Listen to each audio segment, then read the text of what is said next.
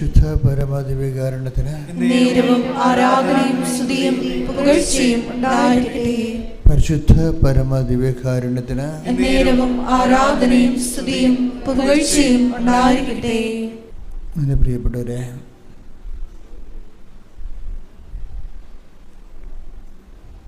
ഉടമ്പടി ജീവിതത്തിൻ്റെ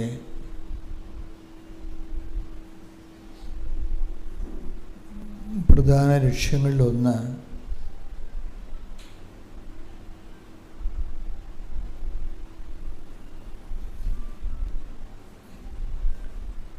ജീവിതത്തിൻ്റെ വ്യത്യസ്തങ്ങളായ കാലാവസ്ഥകളിലെ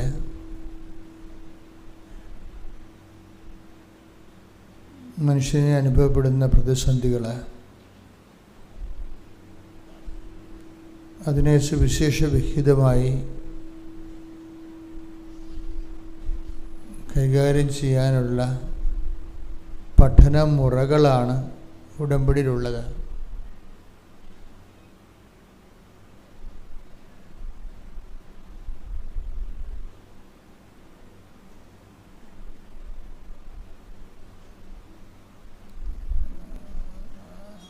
വൈദ്യം ശാസ്ത്രമാകുമ്പോൾ ഓരോരോ രോഗത്തിന് ഓരോരോ മരുന്നുകളും അതിൻ്റെ ഉപയോഗിക്കുന്ന വിധങ്ങളും ഡോസേജുകളും ഒക്കെ നമുക്ക് പരിചയമുള്ളതാണ്. അതുപോലെ തന്നെയാണ് ജീവിതത്തിലെ ഓരോരോ വിഷയത്തിന് ഓരോരോ പരിഹാര മാർഗങ്ങളാണ്.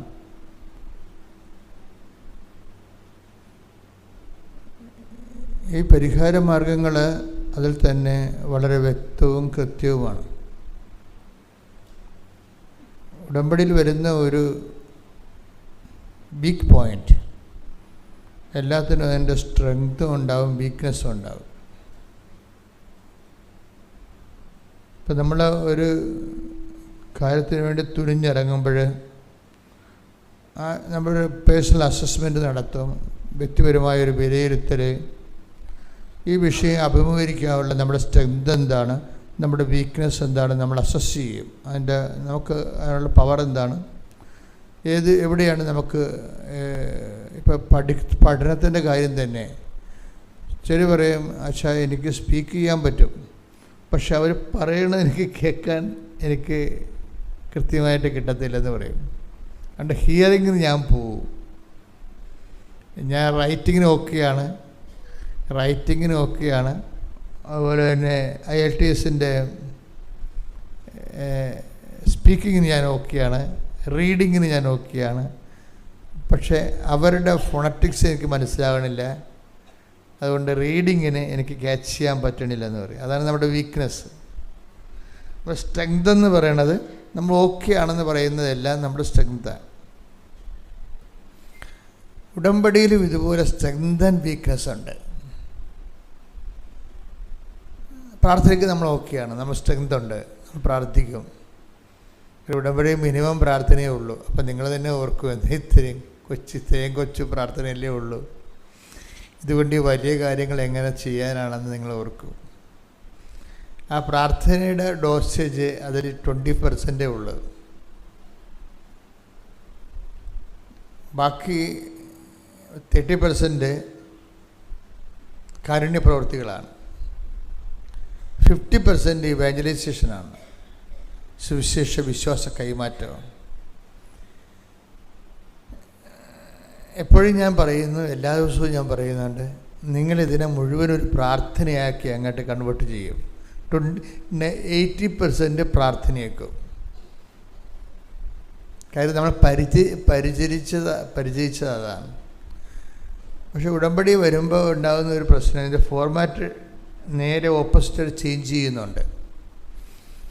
അവൻ പറയുന്ന പോലെ ചൊല്ലുകയല്ല നമ്മൾ ചെയ്യണത്, അവൻ പറയുന്ന പോലെ ചെയ്യുകയാണ്.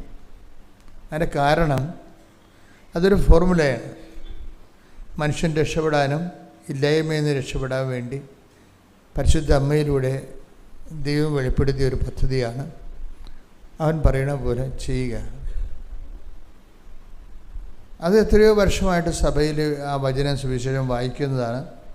പക്ഷെ കൃപാസനത്തിൽ അത് വായിച്ചപ്പോൾ അതിൻ്റെ പാസ്വേഡ് കൂടി തന്ന്, പാസ്വേഡ് ഇല്ലാതെ നമുക്ക് എന്തുകൊണ്ടും ചെയ്യാമല്ലോ. ഫ്രീ ആയിട്ട് കിട്ടുന്ന ഒത്തിരിയേറെ സൈറ്റുകളുണ്ട്. പക്ഷെ ചിലതിന് നമ്മൾ പേയ്മെൻറ്റാണ്, പൈസ കൊടുത്താൽ മാത്രമേ ഫർദറായിട്ട്. ഇപ്പം നമുക്ക് ഒരു എസ്സേ, ഇപ്പം ചാറ്റ് GTP ഒക്കെ നമുക്ക് ഒരു എസ്സേ ഒക്കെ ഫോർമുലേറ്റ് ചെയ്യാൻ സഹായിക്കും. പക്ഷേ ചില പുസ്തകങ്ങളുടെ ആന്തരിക കണ്ടൻറ്റുകൾ വേണമെങ്കിൽ നമ്മൾ പേയ്മെൻറ്റ് നടത്തണം, പൈസ കൊടുത്താൽ മാത്രമേ കിട്ടത്തുള്ളൂ. ഇപ്പം വചനത്തിൻ്റെ ഒരു അവസ്ഥ അതാണ്. വചനം വായിക്കുമ്പോൾ കിട്ടുന്നതെല്ലാം ഫ്രീ ആയിട്ട് കിട്ടുന്നതാണ്. ഓരോ വചനത്തിനും പാസ്വേഡുണ്ട്, പേയ്മെൻറ്റ് നടത്തിയിട്ട് കിട്ടുന്നത്. കൃപാസനത്തിൽ ഈ 2:5 യോഹന്നാൻ്റെ സുവിശേഷം 2:5 അവൻ പറയണ പോലെ ചെയ്യുക എന്നുള്ള വാക്ക് 2000 വർഷങ്ങളായിട്ട് ഇവിടെ വായിക്കപ്പെടുന്നതാണ് സുവിശേഷത്തിൽ. പക്ഷെ അതിൻ്റെ അകത്തൊരു ഉടമ്പടി ഇരിപ്പുണ്ടെന്നുള്ളതാണ് കൃപാസനത്തിന് കിട്ടിയ പ്രത്യേക വെളിപാട്. അതിന് ശരിക്കും പേയ്മെൻറ്റാണത്.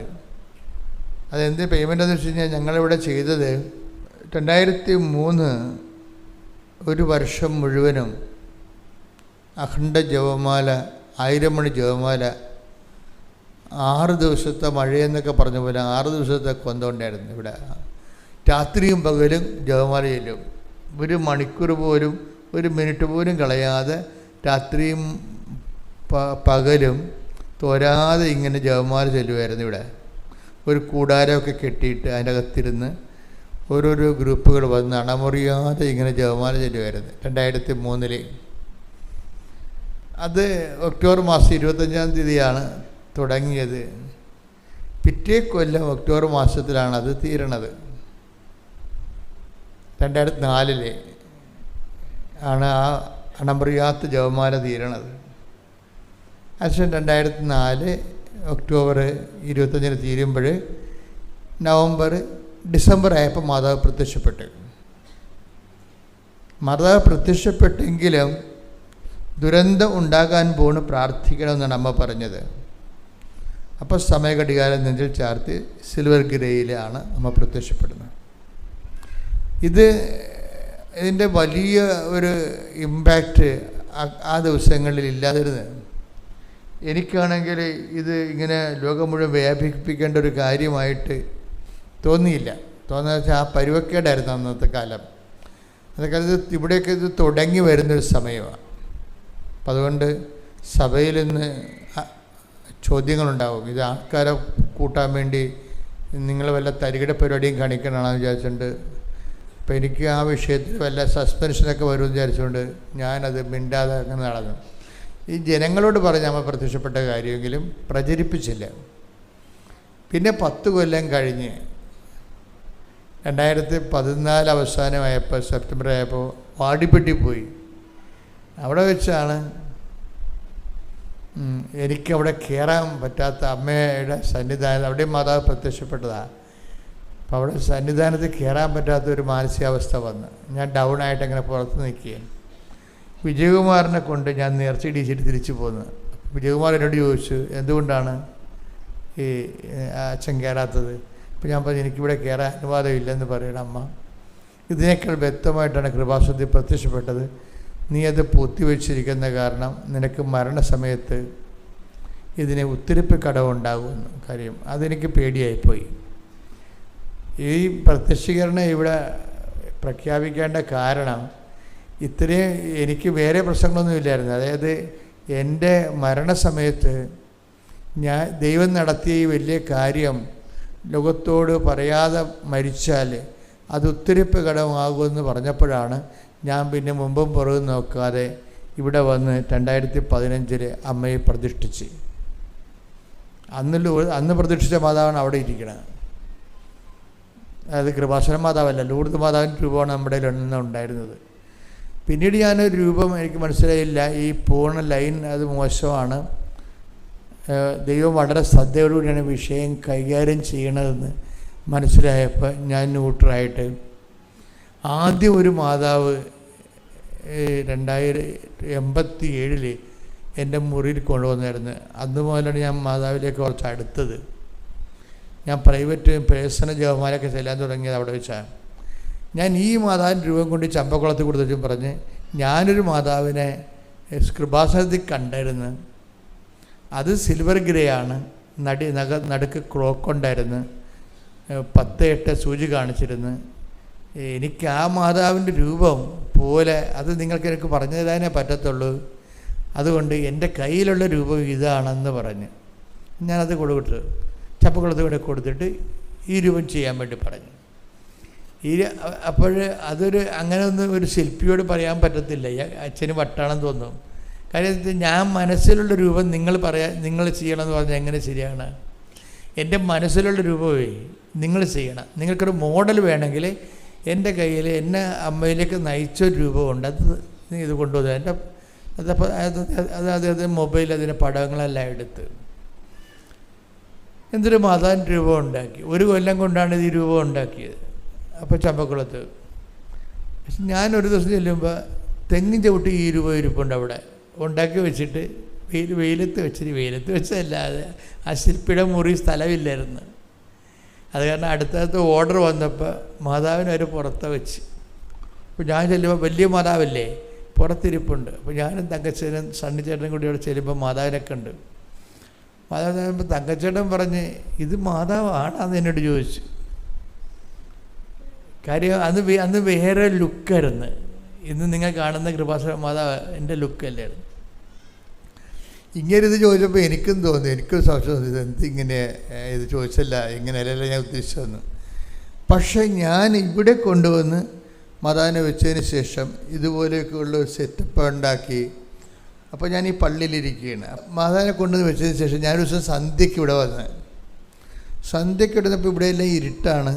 മാതാവിൻ്റെ മുഖത്ത് മാത്രം ലൈറ്റ് കിടപ്പുണ്ട്. അപ്പോൾ ഞാനിങ്ങനെ മാതാവിലേക്ക് ഇങ്ങനെ കണ്ണ് ചിമ്മി അവിടെ നോക്കുമ്പോഴുണ്ട് അന്ന് പ്രത്യക്ഷപ്പെട്ട ഒരു കടുകിന് പോലും വ്യത്യാസമില്ലാത്ത അതേ മാതാവാണിത്. ഹല്ലേലൂയ ഹല്ലേലൂയ ഹല്ലേലൂയ ഹല്ലേലൂയ. മഹത്വം മഹത്വം. അപ്പം എനിക്ക് മനസ്സിലായി, കളി മാറുകയാണെന്ന് മനസ്സിലായി. കാര്യം ഞാൻ ഈ സ്വകാര്യമായിട്ട് ഈ അമ്മയുടെ കൂടെ സഞ്ചരിക്കുമ്പോൾ എനിക്കുണ്ടാകുന്ന വ്യക്തിപരമായ അനുഭവങ്ങളാണ് നിങ്ങളോട് പറയണത്. അപ്പോൾ മനസ്സിലായി ഇത് അമ്മ കരുതിക്കൂട്ടി ഇറങ്ങിയിരിക്കുകയാണ്, കളി മാറുകയാണെന്ന് മനസ്സിലായി. കാര്യം ഞാനിത് ഈ പ്രത്യക്ഷീകരണം സഭയെ പേടിച്ച് ആവശ്യമില്ലാത്തൊരു വേസ്റ്റ് പേടിക്കലായിട്ട് ഞാനിത് പതുക്കി വെച്ചിരിക്കുകയായിരുന്നു. അമ്മ ഇപ്പോൾ വിഷയം നേരിട്ട് ഏറ്റെടുത്ത്, സെൻട്രൽ കമ്മിറ്റി നേരിട്ട് വിഷയം ഏറ്റെടുത്ത്. അപ്പോഴെനിക്ക് വാടിപ്പെട്ടി വെച്ചൊരു പ്രത്യക്ഷീകരണ പ്രാർത്ഥന തന്നായിരുന്നു. അതിൻ്റെ പരിഷ്കരിച്ച രൂപമാണ് ഇപ്പോൾ നിങ്ങൾ വായിക്കണത്. പ്രത്യക്ഷീകരണ പ്രാർത്ഥന ഉൾപ്പെടാം.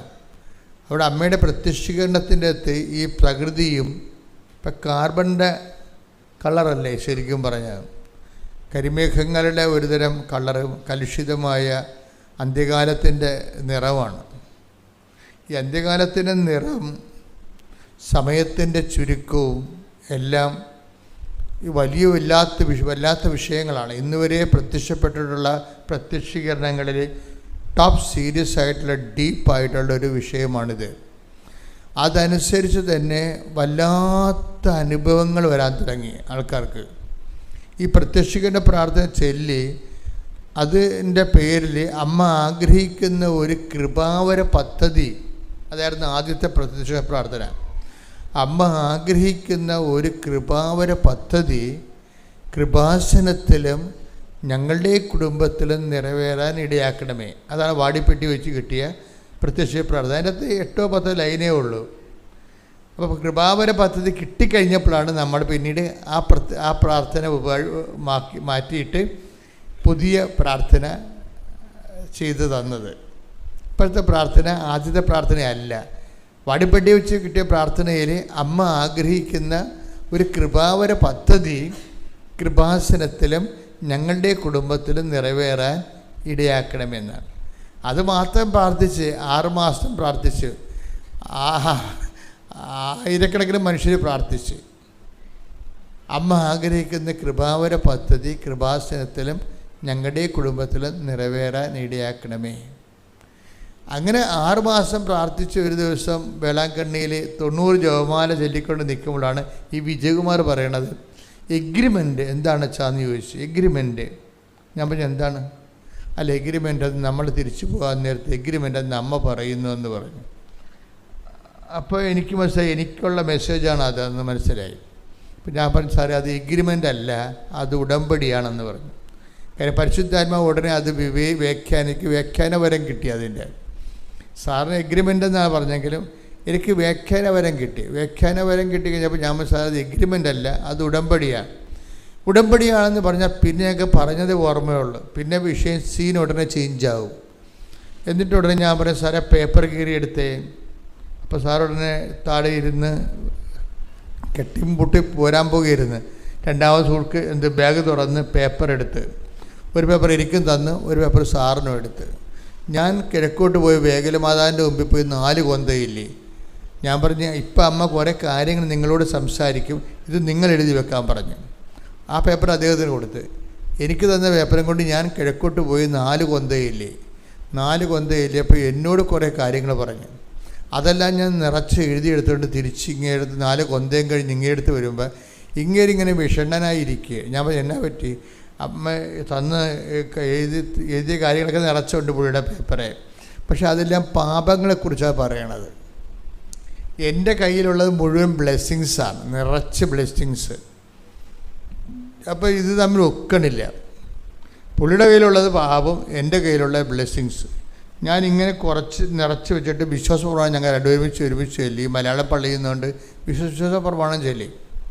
ഇപ്പോൾ എപ്പോഴും നമ്മൾ ശ്രദ്ധിക്കണം, എന്തും തുറന്ന് കിട്ടും. വിശ്വാസപ്രമാണം ഒരു താക്കോലാണ്, ഒരു താഴുമാണ്, ഒരു താക്കോലുമാണ്. വിശ്വാസപ്രമാണം കൊണ്ട് നമുക്ക് പൂട്ടുകയും ചെയ്യാം, തുറക്കുകയും ചെയ്യാം. അതെപ്പോഴും നമ്മൾ ശ്രദ്ധിച്ചിരിക്കണം. ഇപ്പം ചില കാര്യങ്ങൾക്ക് ഇപ്പോൾ നിങ്ങൾ വീട്ടിൽ നിന്ന് ഇറങ്ങിപ്പോരണം. വീട്ടിൽ നിന്ന് ഇറങ്ങിപ്പോകണമെങ്കിൽ ആ വീട് പൂട്ടണത് നിങ്ങൾ ആ വിശ്വാസപ്രമാണം ചൊല്ലി പൂട്ടിക്കളണം ആ വീട്. അപ്പം പിന്നെ ഒരു ചലിക്കത്തില്ല. ആരും ഒരു പാമ്പ് പോലും കയറത്തില്ല അതിൻ്റെ അകത്ത്.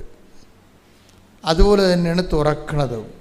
ഇപ്പോൾ ഒരു കാര്യം മനസ്സിലായില്ലെങ്കിൽ ആദ്യം ചെയ്യേണ്ട വിശ്വാസപ്രമാണമാണ് ചെല്ലണം. ഇപ്പോൾ ഒരു കാര്യം മനസ്സിലാവണില്ല. ഇപ്പോൾ ഒരു കാര്യത്തിൽ ഒരു വീട്ടിൽ നിന്ന് ഇറങ്ങിപ്പോവുകയാണ്. ഇന്ന് ആരൊക്കെ കാണാൻ പറ്റും, അവരവിടെ ഉണ്ടാകുമോ, നമ്മൾ ചെല്ലുമ്പോൾ അവർ അംഗീകരിക്കുമോ, പറയണ കേൾക്കുമോ, പോകുന്ന കാര്യം നടക്കുമോ. അപ്പോൾ ആദ്യം ചെല്ലേണ്ടത്, ഓപ്പൺ ചെയ്യേണ്ടത് താക്കോൽ വിശ്വാസപ്രമാണമാണ്. വിശ്വാസപ്രമാണം ചൊല്ലിയിട്ട് വേണം നിങ്ങൾ വേറെ എന്ത് പ്രാർത്ഥനയും ചെല്ലാൻ. ഇപ്പം ഞങ്ങളുടനെ ഇത് മനസ്സിലാവണില്ലല്ലോ എന്ന് വിചാരിച്ചുകൊണ്ട് ഉടനെ ഞങ്ങൾ വിശ്വാസപ്രമാണം ചൊല്ലി. വിശ്വാസപ്രമാണം ചൊല്ലിയ ഉടനെ ഈ സാധനം തുറന്ന് കിട്ടി. എന്താണ്? അനുതപിച്ചാൽ നീ അനുഗ്രഹം പ്രാപിക്കും. അപ്പോഴാണ് അത് ഉടമ്പടിയാണത്. അപ്പം അത് ഓപ്പണായി. എന്താണ്? അനുതപിച്ചാൽ നീ അനുഗ്രഹം പ്രാപിക്കും. അപ്പോൾ ഈ 2 പേപ്പറിന് നടുക്കുള്ള വാക്കതാണ് നടപടി. അത് യെശയ്യായുടെ പുസ്തകമാണ്. 1:18 വരണതാണ്. അനുതപിച്ചാൽ നീ അനുഗ്രഹം പ്രാപിക്കും. അന്ന് ആ ഭാഗം ഒന്ന് വായിച്ച്. യെശയ്യാ 1:19. യെശയ്യാ 1:19. അനുസരിക്കാൻ സന്നദ്ധരെങ്കിൽ നിങ്ങൾ ഐശ്വര്യം ആസ്വദിക്കും. അപ്പം ദൈവവചനത്തോട് അനുസരിച്ച് കഴിഞ്ഞാൽ അവിടെ വെച്ച് തന്നെ ഉടമ്പടിയായി. ഇത് കഴിഞ്ഞിട്ട് ഞങ്ങൾ ഉടമ്പടി അപ്പോൾ ഇവിടെ വന്നതിന് ശേഷം പിന്നെ ഒരു അമ്മ ശരിക്കും ഓപ്പൺ ചെയ്ത് തരണമുണ്ടല്ലോ. അപ്പോൾ പിന്നെ നമ്മൾ അതനുസരിച്ച് മൂവ് ചെയ്ത് പോവുകയാണ്. അപ്പോൾ ഞങ്ങളിതുപോലെ ആൾക്കാർ വന്ന് ഉടമ്പടി ചെയ്യാൻ തുടങ്ങി. അപ്പം അതിൻ്റെ അകത്ത് പാപങ്ങളുണ്ട്. പാപങ്ങൾ വെറുത്തുപേക്ഷിച്ചിട്ട് ആൾക്കാരുടെ നിയോഗങ്ങൾ കൊണ്ടുവന്ന് സമർപ്പിക്കുന്ന ലളിതമായൊരു ഉടമ്പടിയാണ് 2016 അത് നടന്നുകൊണ്ടിരിക്കുന്ന സമയത്ത് പിന്നെ കുറേ ഇഷ്യൂസൊക്കെ ഉണ്ടായി. അപ്പോൾ അത് ഇങ്ങനെ ഒരു സിറ്റുവേഷൻസ്, പുതിയൊരു പ്രാർത്ഥനാക്രമം വന്നപ്പോൾ പലയിടത്തും ചോദ്യങ്ങളുണ്ടായി. എന്താണിത്, എവിടെ നിന്നാണിത്, എങ്ങനെയാണിത്, ബൈബിള് വിരുദ്ധമാണോ, ദൈവശാസ്ത്ര വിരുദ്ധമാണോ എന്നൊക്കെ സഭയുടെ ഉള്ളിൽ നിന്നൊക്കെ ചോദ്യങ്ങളുണ്ടായി. അപ്പോൾ എനിക്ക് തോന്നി ഇതൊന്ന് ആൾക്കാർക്ക് ബോധ്യപ്പെടുത്താൻ വേണ്ടി, മെത്രാനച്ചന്മാർക്കെല്ലാം ബോധ്യപ്പെടുത്താൻ വേണ്ടി ഇത് എഴുതണമല്ലോ എന്ന് എഴുതി. അങ്ങനെ എഴുതി 72 മണിക്കൂർ എഴുതിയ 170-170 പേജുകൾ 72 മണിക്കൂർ കൊണ്ട് എഴുതിയതാണത്. ആ എഴുതിയതിൻ്റെ കൂട്ടത്തിലാണ് ഇതെല്ലാം വരണം. ഉപ്പ്, ഉടമ്പടി തൈലം, ഉടമ്പടി ഇങ്ങനെ ഓരോ സാധനങ്ങളും അതിൻ്റെ വിശദീകരണങ്ങളും അതിൻ്റെ സുവിശേഷ പശ്ചാത്തലങ്ങളും ഇങ്ങനെ എല്ലാം എഴുതുകയാണ്. അത് ദൈവം ഇങ്ങനെ എല്ലാ നിമിഷങ്ങളും ഇങ്ങനെ തന്നുകൊണ്ടിരിക്കുന്നു ഓരോ സംഭവം. ഇതെല്ലാം കൂടി ആകുമ്പോൾ ഇത് വലിയൊരു സംഭവമായിട്ട് മാറുകയാണ്. അപ്പോഴാണ് പ്രയോഗവിധികൾ വരണത്. പ്രയോഗവിധികൾ ഇപ്പോൾ നമുക്ക് പ്രഖ്യാപനങ്ങളുണ്ട്, പ്രാർത്ഥനയുണ്ട്, പക്ഷേ പ്രയോഗവിധികളില്ല. പ്രയോഗവിധികളെന്ന് പറയുന്നത് സഭയിൽ കുറവാണ്. സഭയിലുണ്ടായിരുന്ന പ്രയോഗവിധികൾ തന്നെ കുറഞ്ഞുകൊണ്ടിരിക്കുകയാണ്. ഇപ്പോൾ നമ്മൾ പെസകാവ് വലിയ ശനിയാഴ്ച നമുക്ക് പണ്ട് ആനാമ്പെള്ളം തരത്തില്ല, പുത്തൻവെള്ളം തരികയില്ലേ. ഇപ്പോൾ പുത്തൻവെള്ളം ആൾക്കാർ ഉപയോഗിക്കണില്ലല്ലോ അധികം. അതിൻ്റെ കാരണം എന്ന് വെച്ച് കഴിഞ്ഞാൽ ഈ പ്രയോഗവിധികളെക്കുറിച്ച് പിന്നീട് വന്ന അച്ഛന്മാർക്ക് ഇതിൻ്റെ കാര്യങ്ങൾ അറിയാൻ പറ്റാതെ വന്ന്. പുത്തൻവെള്ളത്തിൻ്റെ ഗുണമെന്ന് പണ്ടൊരു കുരുത്തോലയും കെട്ടി കുത്തൻവെള്ളം തളിച്ചാൽ അവിടെ നിൽക്കുക, അത് പിശാചായാലും. കാര്യം എന്താണ്? നമ്മുടെ അപ്പാപ്പന്മാർക്ക് അറിയാമായിരുന്നു വിശ്വാസ പ്രമാണത്തിൻ്റെ പവർ എന്താണെന്ന്, പുത്തൻവെള്ളം എന്താണെന്ന് അറിയാമായിരുന്നു. പിന്നീട് വന്ന ഈ തിയോളജിയും ബൈബിളൊക്കെ പഠിച്ചിട്ട് വന്ന ആൾക്കാർക്ക് ഈ ആ പുസ്തകത്തിലുള്ള പശുവാണ്, അത് പുല്ല് തിന്നത്തില്ല. മിക്കവാറും പുല്ല് തിന്നുന്ന പശു ചത്തുപോയി. കാര്യം പാരമ്പര്യം അറിയത്തില്ല. സഭയെ അനുഷ്ഠിച്ച് പോകുന്ന ഒരു പാരമ്പര്യമുണ്ട്. ഒരു മരുന്നെടുത്താൽ പോലും അമ്മമാർ വിശ്വപ്രമാണം ചൊല്ലി 3 കുരിശിനകത്തിടും. ഇപ്പോഴത്തെ അമ്മമാരിടുവാന്ന് നമുക്കറിയത്തില്ല. പഴയ അമ്മമാർ കുഞ്ഞുങ്ങൾക്ക് മരുന്ന് കൊടുക്കുമ്പോൾ മരുന്നല്ല കാര്യം, കർത്താവാണെന്ന് അറിഞ്ഞുകൊണ്ട് തന്നെ അവർ അതിൻ്റെ പുറത്ത് കുരിശിട്ടിട്ട് മാത്രമേ മരുന്ന് കൊടുക്കത്തുള്ളൂ. കാര്യം അത് പാരമ്പര്യമാണ്.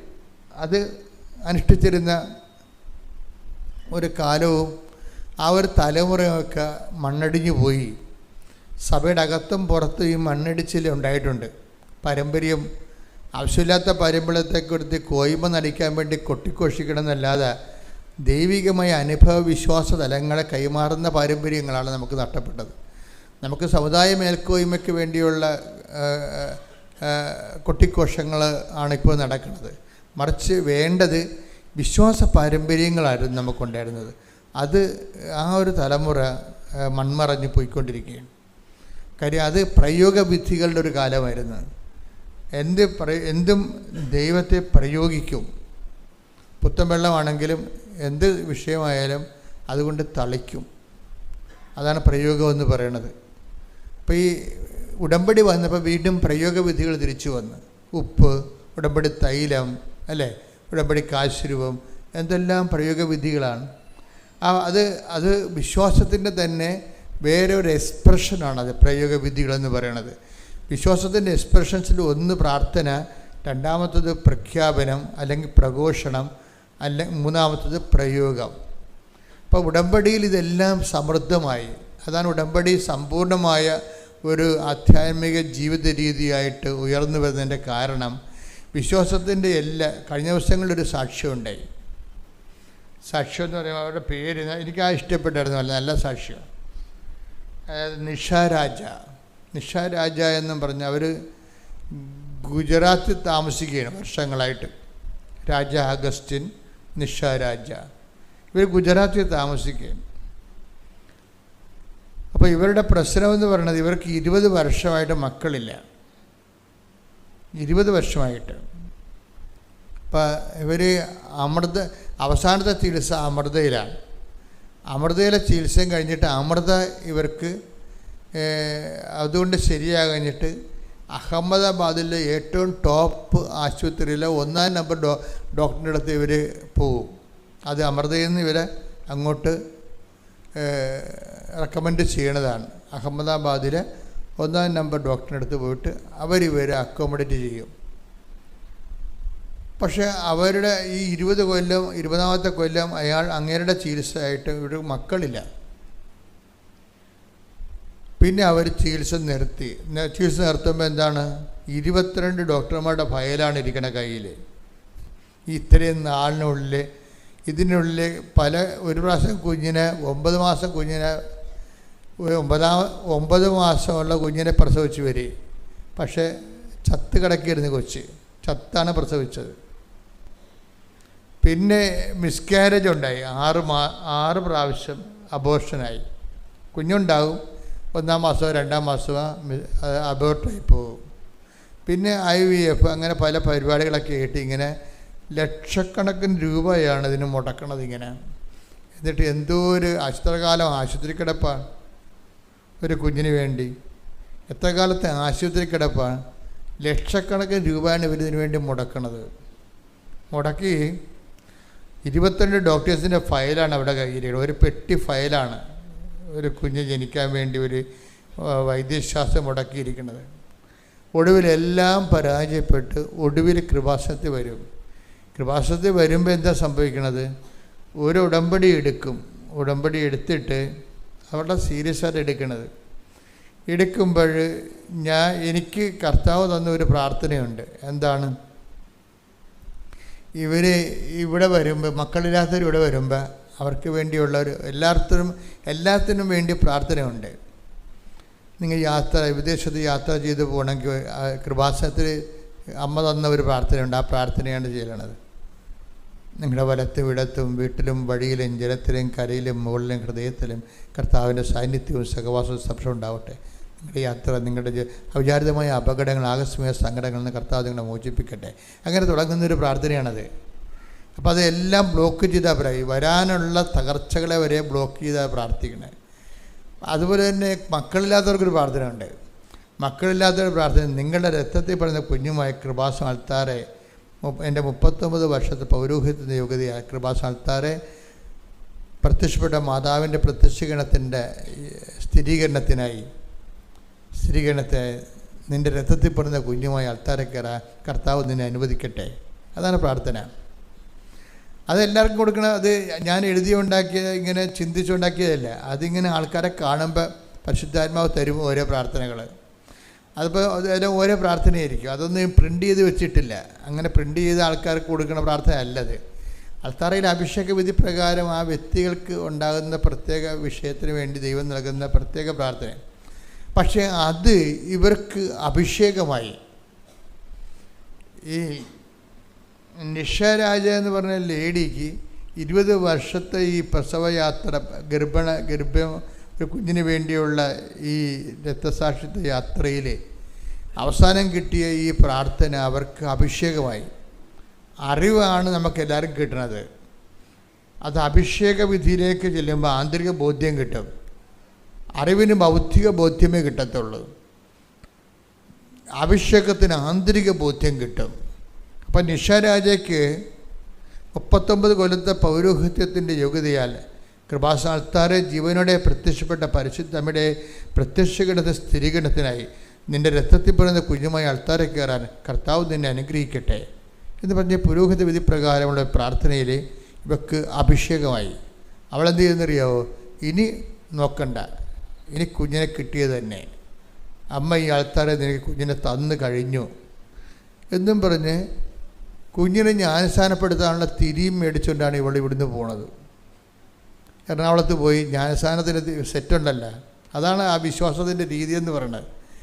ഇത് അഭിഷേകമായി കഴിയുമ്പോൾ എറണാകുളത്ത് നിന്ന് ഇവിടെ വണ്ടി പിന്നെ ഗുജറാത്തിലേക്ക് പോണത് ജ്ഞാനസ്ഥാനത്തിൻ്റെ തിരിയും മേടിച്ചുകൊണ്ടാണ് പോണത്.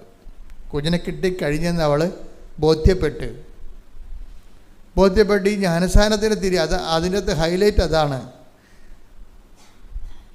ഇപ്പോൾ മഴ വരാൻ വേണ്ടിയല്ല, അങ്ങനെ ഒരു സംഭവമില്ല. മഴ വരാൻ വേണ്ടി എല്ലാവരും കൂടി പ്രാർത്ഥിച്ചു. ഒരു 5 വയസ്സുള്ള കുഞ്ഞ് കുടയും കൊണ്ടുപോയെന്ന്. എന്താ മറ്റു മഴ വരാൻ വേണ്ടി എല്ലാവരും പ്രാർത്ഥിച്ചതാണ്.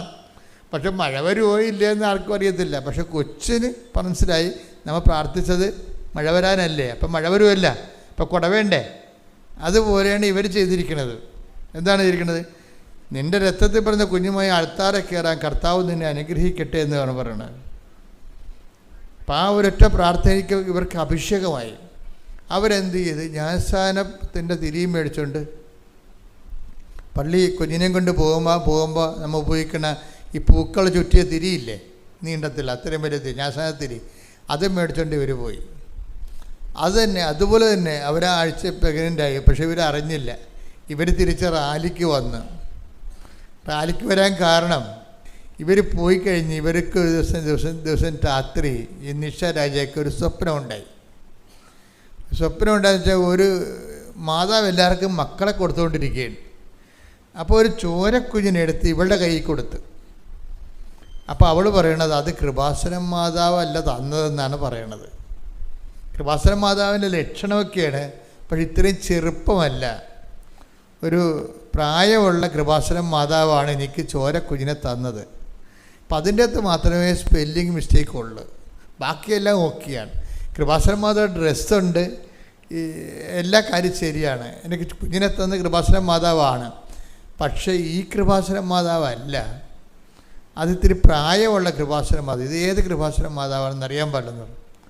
ഇവൾ അതിനുശേഷം തിരിച്ച് റാലിക്ക് വന്ന്, ഇപ്പോൾ നമ്മൾ റാലി തുടങ്ങാൻ പോവുകയാണല്ലേ ദിവസം, അപ്പോൾ റാലിക്ക് വന്നപ്പോൾ ഇവൾ പ്രഗ്നൻ്റ് ആണ്, ഇവൾക്ക് അറിയത്തില്ലായിരുന്നു. റാലിക്ക് എഴുന്നള്ളിക്കണ കൃപാസനം മാതാവുണ്ട്. അത് നോക്കിയപ്പോൾ ഇവിടെ കണ്ണ് നിറഞ്ഞു പോയി. എന്താ കാര്യം? ഈ മാതാവാണ് എനിക്ക് സ്വപ്നത്തിൽ പ്രത്യക്ഷപ്പെട്ടത്. സ്ഥിരീകരണമാണത്, സംഭവം സ്ഥിരീകരണമാണ്. അപ്പോൾ ഒരു കുഴപ്പവുമില്ല. ഇടയ്ക്കൊരു ചെറിയൊരു ആ കുഞ്ഞിനൊരു കുഴപ്പമുണ്ടായി. അപ്പോൾ ഭർത്താവ് 100 ദിവസം ഉപവാസം പ്രഖ്യാപിച്ചു. ഇടയ്ക്ക് എന്താ കുഞ്ഞിന് ഒരു ചെറിയ അവർക്ക് ബ്ലീഡിങ് ഉണ്ടായി. അതായത് കുഞ്ഞിൻ്റെ 7-ാം മാസം കുഞ്ഞിൻ്റെ ലെങ്സ് ഉറക്കാൻ വേണ്ടി ഒരു ഇഞ്ചക്ഷൻ ഉണ്ടല്ലോ, അത് തള്ളക്ക് ആ ഇഞ്ചക്ഷൻ എടുത്തപ്പോൾ അവർക്ക് ബ്ലീഡിങ് ഉണ്ടായി. അപ്പോൾ ഭർത്താവ് 100 ദിവസത്തെ ഉപവാസം പ്രഖ്യാപിച്ചു. അപ്പോൾ ആ കുഞ്ഞ് ജനിച്ചു കഴിഞ്ഞു, അയാൾ ഉപവാസത്തിലായിരുന്നു. അതാണ്. അപ്പം ഇങ്ങനെ നിങ്ങളെന്താ ഓരോരുത്തരുമേ ദൈവതിരുസന്നിധിയിൽ ദൈവത്തെ സീരിയസ് ആയിട്ട് കണ്ടിട്ടാണ് ഇങ്ങനെ ആൾക്കാർ ജീവിക്കുന്നത്. അല്ല വല്ലതും കൊണ്ട് വല്ലതൊക്കെ കാണിച്ച് വെച്ച് ഉടമ്പടി നിങ്ങൾ ഉഴപ്പരുത്. ശരിക്കും ഈ ഉടമ്പടി എടുക്കുന്ന ആൾക്കാരുടെ ജീവിത രീതികൾ നീ നോക്കണം. അപ്പോൾ ഭാര്യയ്ക്ക് ബ്ലീഡിങ് ആണെന്ന് കണ്ടപ്പോൾ ഭർത്താവ് 100 ദിവസത്തെ ഉപവാസം പ്രഖ്യാപിക്കുകയാണ്, ഒരു നേരം ഉപവാസം. അപ്പോൾ എന്താ പ്രശ്നം വെച്ചാൽ ദൈവത്തിന് തോന്നുന്നു നമ്മൾ സീരിയസ് ആണെന്ന്. നമ്മൾ ഒക്കട്ടെ കിട്ടിയ കൂട്ടി പോയ ചട്ടിയെന്നും പറഞ്ഞുകൊണ്ട് നിങ്ങളെ ഒപ്പിച്ചുണ്ടാക്കാൻ പോകുമ്പോഴാണ് ഉടമ്പടി തിരിച്ചടിക്കണത്. ആ ദൈവത്തിനെ പരീക്ഷിക്കണമല്ലേ. നിങ്ങൾ ഉടമ്പടി എടുത്തിട്ടും നിങ്ങളുടെ തോന്നിയവാസം പോലെ നിങ്ങൾ ചിലത് ചെയ്തില്ല, അങ്ങനെയൊക്കെ വരുമ്പോഴാണ് അതിൻ്റെ അത് ചിലത് ചെയ്തില്ലെന്ന് പറഞ്ഞാൽ നടക്കുന്നത് ഉടമ്പടി വർക്കൗട്ട് ചെയ്യത്തില്ല. ഇപ്പോൾ ഒരെണ്ണം ചെയ്തില്ലെങ്കിൽ എല്ലാം ചെയ്യാത്തതുപോലെ വരും. ഞാൻ പറഞ്ഞില്ലേ, അതായത് ഇപ്പോൾ നിങ്ങൾ റീഡിങ്ങിന് പോയെന്ന് പറഞ്ഞു കഴിഞ്ഞാൽ റീഡിങ്ങിന് മൊത്തം IELTS തോറ്റ പോലെയായി. IELTS പരീക്ഷയ്ക്ക് നിങ്ങൾക്ക് റീഡിങ്ങിന് നിങ്ങൾ തോറ്റു, ബാക്കി സ്പീക്കിംഗ് കുഴപ്പമില്ല എന്ന് പറഞ്ഞു കഴിഞ്ഞാൽ നിങ്ങൾ തോറ്റതുപോലെയായി. അതുകൊണ്ട് നിങ്ങൾക്ക് കയറിപ്പോകാനൊന്നും പറ്റത്തില്ല. അതുപോലെ തന്നെ ഉടമ്പടിയിൽ കുറേ കാര്യങ്ങളുണ്ട്. അതിൽ കുറച്ച് ചെയ്ത് നിങ്ങൾക്ക് സൗകര്യപ്പെടുന്നത് ചെയ്ത് സൗകര്യപ്പെടാത്ത ചെയ്യാതെ ഇരിക്കുമ്പോൾ അത് മാറ്റി വയ്ക്കുമ്പോൾ ഇത് മൊത്തം ചെയ്യാത്തതുപോലെ. കാര്യം നിങ്ങൾക്ക് സൗകര്യപ്പെടുന്നത് ചെയ്യാൻ വേണ്ടിയല്ല ഉടമ്പടി എടുക്കുന്നത്. നിങ്ങളെപ്പോഴും ചിന്തിക്കേണ്ട ഒരു കാര്യം, ഇത് ലക്ഷക്കണക്കിന് മനുഷ്യർ പരീക്ഷിച്ച് വിജയിച്ച ഒരു ദൈവിക പദ്ധതിയാണ്. അതിലേക്ക് വരുമ്പോൾ നിങ്ങൾക്ക് ചിലപ്പോൾ ആദ്യകാലങ്ങളൊക്കെ ചിലപ്പോൾ ഉടമ്പടി അത്രയും അറിവില്ലാത്തത് കൊണ്ട് തെറ്റിപ്പോകാം. അതുകൊണ്ട് ഞാൻ എപ്പോഴും നിങ്ങളെ തിരുത്തുമ്പോൾ നിങ്ങൾ ഉടനെ അത് തിരുത്തി അതൊരു ഉടമ്പടി ഒരു വികാരമാക്കി മാറ്റണം. അപ്പോൾ അങ്ങനെ വരുമ്പോൾ ദൈവത്തിന് മനസ്സിലാകും വേറെ ഒരു പ്രശ്നവും ഉടമ്പടിയിലില്ല. നിങ്ങൾ ഉടമ്പടി സീരിയസ് ആണെന്ന് ദൈവത്തിന് ഒന്ന് മനസ്സിലായാൽ മതി. അതാണ് പ്രശ്നം. എന്തുകൊണ്ടാണ് ഉടമ്പടി നിങ്ങൾക്ക് ചിലർക്ക് ഫലിക്കാത്തതെന്ന് ചോദിച്ചു കഴിഞ്ഞാൽ, നിങ്ങളുടെ ഉടമ്പടി ചെയ്വനകൾ ദൈവത്തിന് നിങ്ങൾ സീരിയസ് ആണെന്ന് മനസ്സിലായിട്ടില്ല. കാര്യം അത് നിങ്ങൾക്ക് തന്നെ മനസ്സിലായിട്ടില്ല. അതാണ് കുഴപ്പം. അത് സീരിയസ് ആയിട്ടാണ് ചെയ്യണമെന്നുള്ളത് നിങ്ങൾക്ക് തന്നെ മനസ്സിലായില്ല. ഇപ്പോൾ വാഴ നനയുമ്പോൾ ചീര നനയാമെന്നും പറഞ്ഞുകൊണ്ട് നിങ്ങൾ അങ്ങോട്ടും ഇങ്ങോട്ടും പകുതി മകള് അമ്മ ചെയ്ത് അങ്ങനെ അങ്ങോട്ടും ഇങ്ങോട്ടും നിങ്ങളുടെ സൗകര്യത്തിനനുസരിച്ച് വിഭജിക്കാനൊന്നും പറ്റത്തില്ല. ഉടമ്പടി ബൈ പേഴ്സണാണ് എടുക്കുന്നത്, വ്യക്തിയല്ല എടുക്കുന്നത്. അപ്പോൾ ആ വ്യക്തിക്കാണ് പൂർണ്ണ ഉത്തരവാദിത്വം. ആരാണ് ഉടമ്പടി എടുക്കുന്നത് ആ വ്യക്തിക്കാണ് ദൈവത്തോട് പൂർണ്ണ ഉത്തരവാദിത്വം ഉള്ളത്. അപ്പം അതുകൊണ്ട് തന്നെ ചെറുക്ക് ഉടമ്പടി എടുത്തു കഴിയുമ്പോൾ ഭയങ്കര സന്തോഷമാണ്. എന്താ കാര്യം? ഉറപ്പായ ഒരു കാര്യത്തിന് ദൈവമായിട്ട് ഒരു ഉടമ്പടിയിലായിരിക്കുന്നു എന്നുള്ളതല്ലേ എൻ്റെ ഏറ്റവും വലിയ കാര്യം എന്ന് പറയണത്. ഇപ്പം ഇത് മനുഷ്യനാണെങ്കിൽ ദൈവത്തോട് ഒത്തിരിയേറെ ചോദ്യങ്ങൾ മനുഷ്യൻ ഈശോ വന്നപ്പോൾ ദൈവത്തോട് ചോദിച്ചിട്ടുണ്ട്. അതിലൊരു ചോദ്യം മനുഷ്യൻ ദൈവത്തോട് ചോദിച്ചില്ലേ? ഈശോയോട് ഒരു ചോദ്യം ഈശോയോട് ചോദിച്ചത്, നിത്യജീവൻ പ്രാപിക്കാൻ ഞാൻ എന്ത് ചെയ്യണം? അത് ഈശോയോട് ചോദിച്ചൊരു ചോദ്യമാണ്. ഈശോ അതിന് ഒരു ഉത്തരം പറയും. പിന്നെ ഈശോയെ കണ്ടപ്പോൾ വേറെ ഒരുത്തൻ ചോദിച്ചു, സ്വർഗ്ഗരാജ്യത്ത് വലിയവനാകാൻ ഞാൻ എന്ത് ചെയ്യണം? അപ്പോൾ ഓരോരോ ചോദ്യങ്ങൾ ഈശോയോട് ചോദിച്ചു. വേറെ ഒരുത്തൻ ചോദിച്ചതെന്ന് വെച്ച് കഴിഞ്ഞാൽ, ദൈവഹിതപ്രകാരം ജീവിക്കാൻ ഞങ്ങൾ എന്ത് ചെയ്യണം? അങ്ങനൊരു ചോദ്യമുണ്ട്. എന്താ ചോദ്യം എന്ന് പറഞ്ഞാൽ, ദൈവഹിതപ്രകാരം ജീവിക്കാൻ ഞങ്ങൾ എന്ത് ചെയ്യണം? അതൊരു വലിയ ചോദ്യമാണ്. 6:28 വായിച്ച യോഹന്നാന്റെ സുവിശേഷം. യോഹന്നാൻ 6:28. അപ്പോൾ അവർ ചോദിച്ചു, ദൈവഹിതമനുസരിച്ച് പ്രവർത്തിക്കുന്നവരാകാൻ ഞങ്ങൾ എന്ത് ചെയ്യണം? ആ ചോദ്യം കേട്ടില്ലേ? ഒന്ന് പറഞ്ഞ, ദൈവഹിതമനുസരിച്ച് പ്രവർത്തിക്കുന്നവരാകാൻ, അല്ലാതെ പ്രാർത്ഥിക്കുന്നവരല്ല. മനസ്സിലായില്ലേ? പ്രാർത്ഥിക്കുന്നവരല്ല. പിന്നെ ആരാണ്? അതാണ് ദൈവഹിത. 6:28 എന്ന് പറഞ്ഞ, ദൈവഹിതം അനുസരിച്ച് പ്രവർത്തിക്കുന്നവരാകാൻ ഞങ്ങൾ എന്ത് ചെയ്യണം? അപ്പൊ ഈശോ ഒരു ഉത്തരം അതിന് പറയും. എന്താണ് ദൈവഹിത പ്രകാരമുള്ള പ്രവൃത്തി? വായിച്ചത്. യേശു മറുപടി പറഞ്ഞു.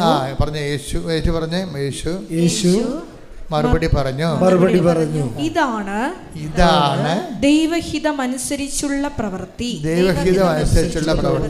അവിടുന്ന് അയച്ചവനിൽ വിശ്വസിക്കുക.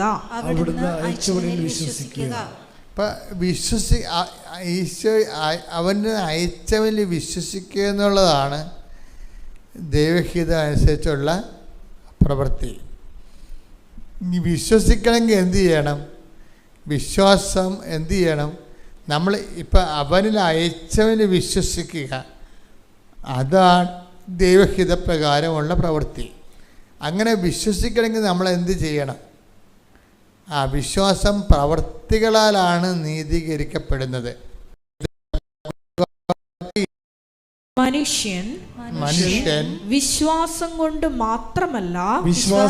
മാത്രമല്ല പ്രവൃത്തികളാലുമാണ് നീതീകരിക്കപ്പെടുന്നതെന്ന് നിങ്ങൾ അറിയുന്നു. അപ്പോൾ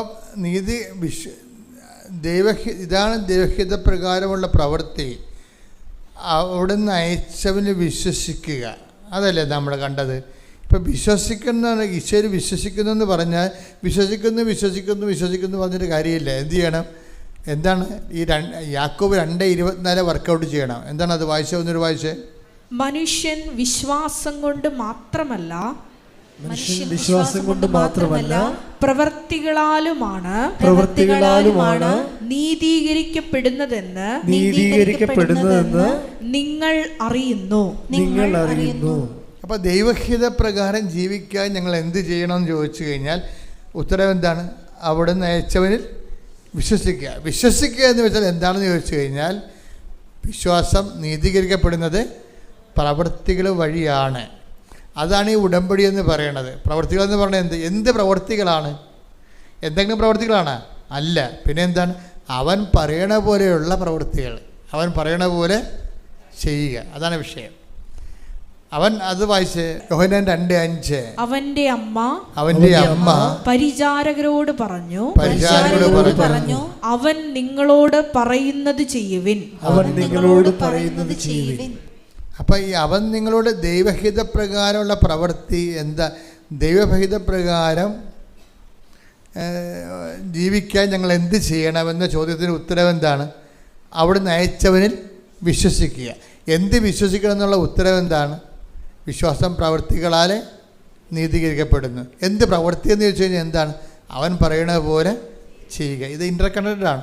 അപ്പോൾ ദൈവഹിതപ്രകാരമുള്ള പ്രവൃത്തി എന്ന് പറഞ്ഞാൽ എന്താണ്? ഉടമ്പടി ജീവിതമാണ്. കൈയടിച്ച് ശ്രുതിക്കട്ടെ. ഹല്ലേലൂയ, ഹല്ലേലൂയ, ഹല്ലേലൂയ, ഹല്ലേലൂയ. യേശുവേ നന്ദി, ഹല്ലേലൂയ, ഹല്ലേലൂയ.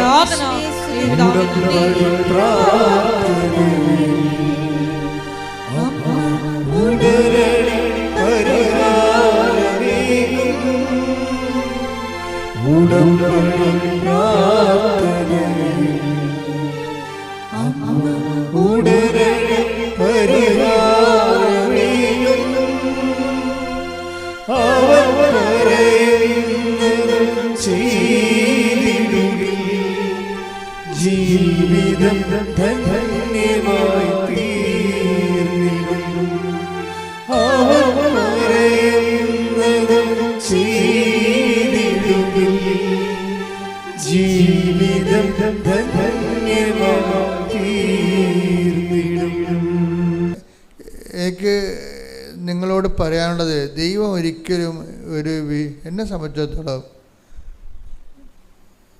എനിക്ക് എൻ്റെ കാര്യമല്ലേ ഉറപ്പായിട്ട് പറയാൻ പറ്റത്തുള്ളൂ, ദൈവം ഒരു വിശ്വാസത്തിൻ്റെ സബ്ജക്റ്റേ അല്ല. ദൈവം ഒരു വിശ്വാസത്തിൻ്റെ സബ്ജക്റ്റ് ആകണത് ആധ്യാത്മികതയുടെ ആദ്യ തലങ്ങളിൽ മാത്രമാണ്. പിന്നീട് നമ്മൾ വിശ്വസിക്കുകയല്ല, നമ്മൾ കാണുകയാണ്.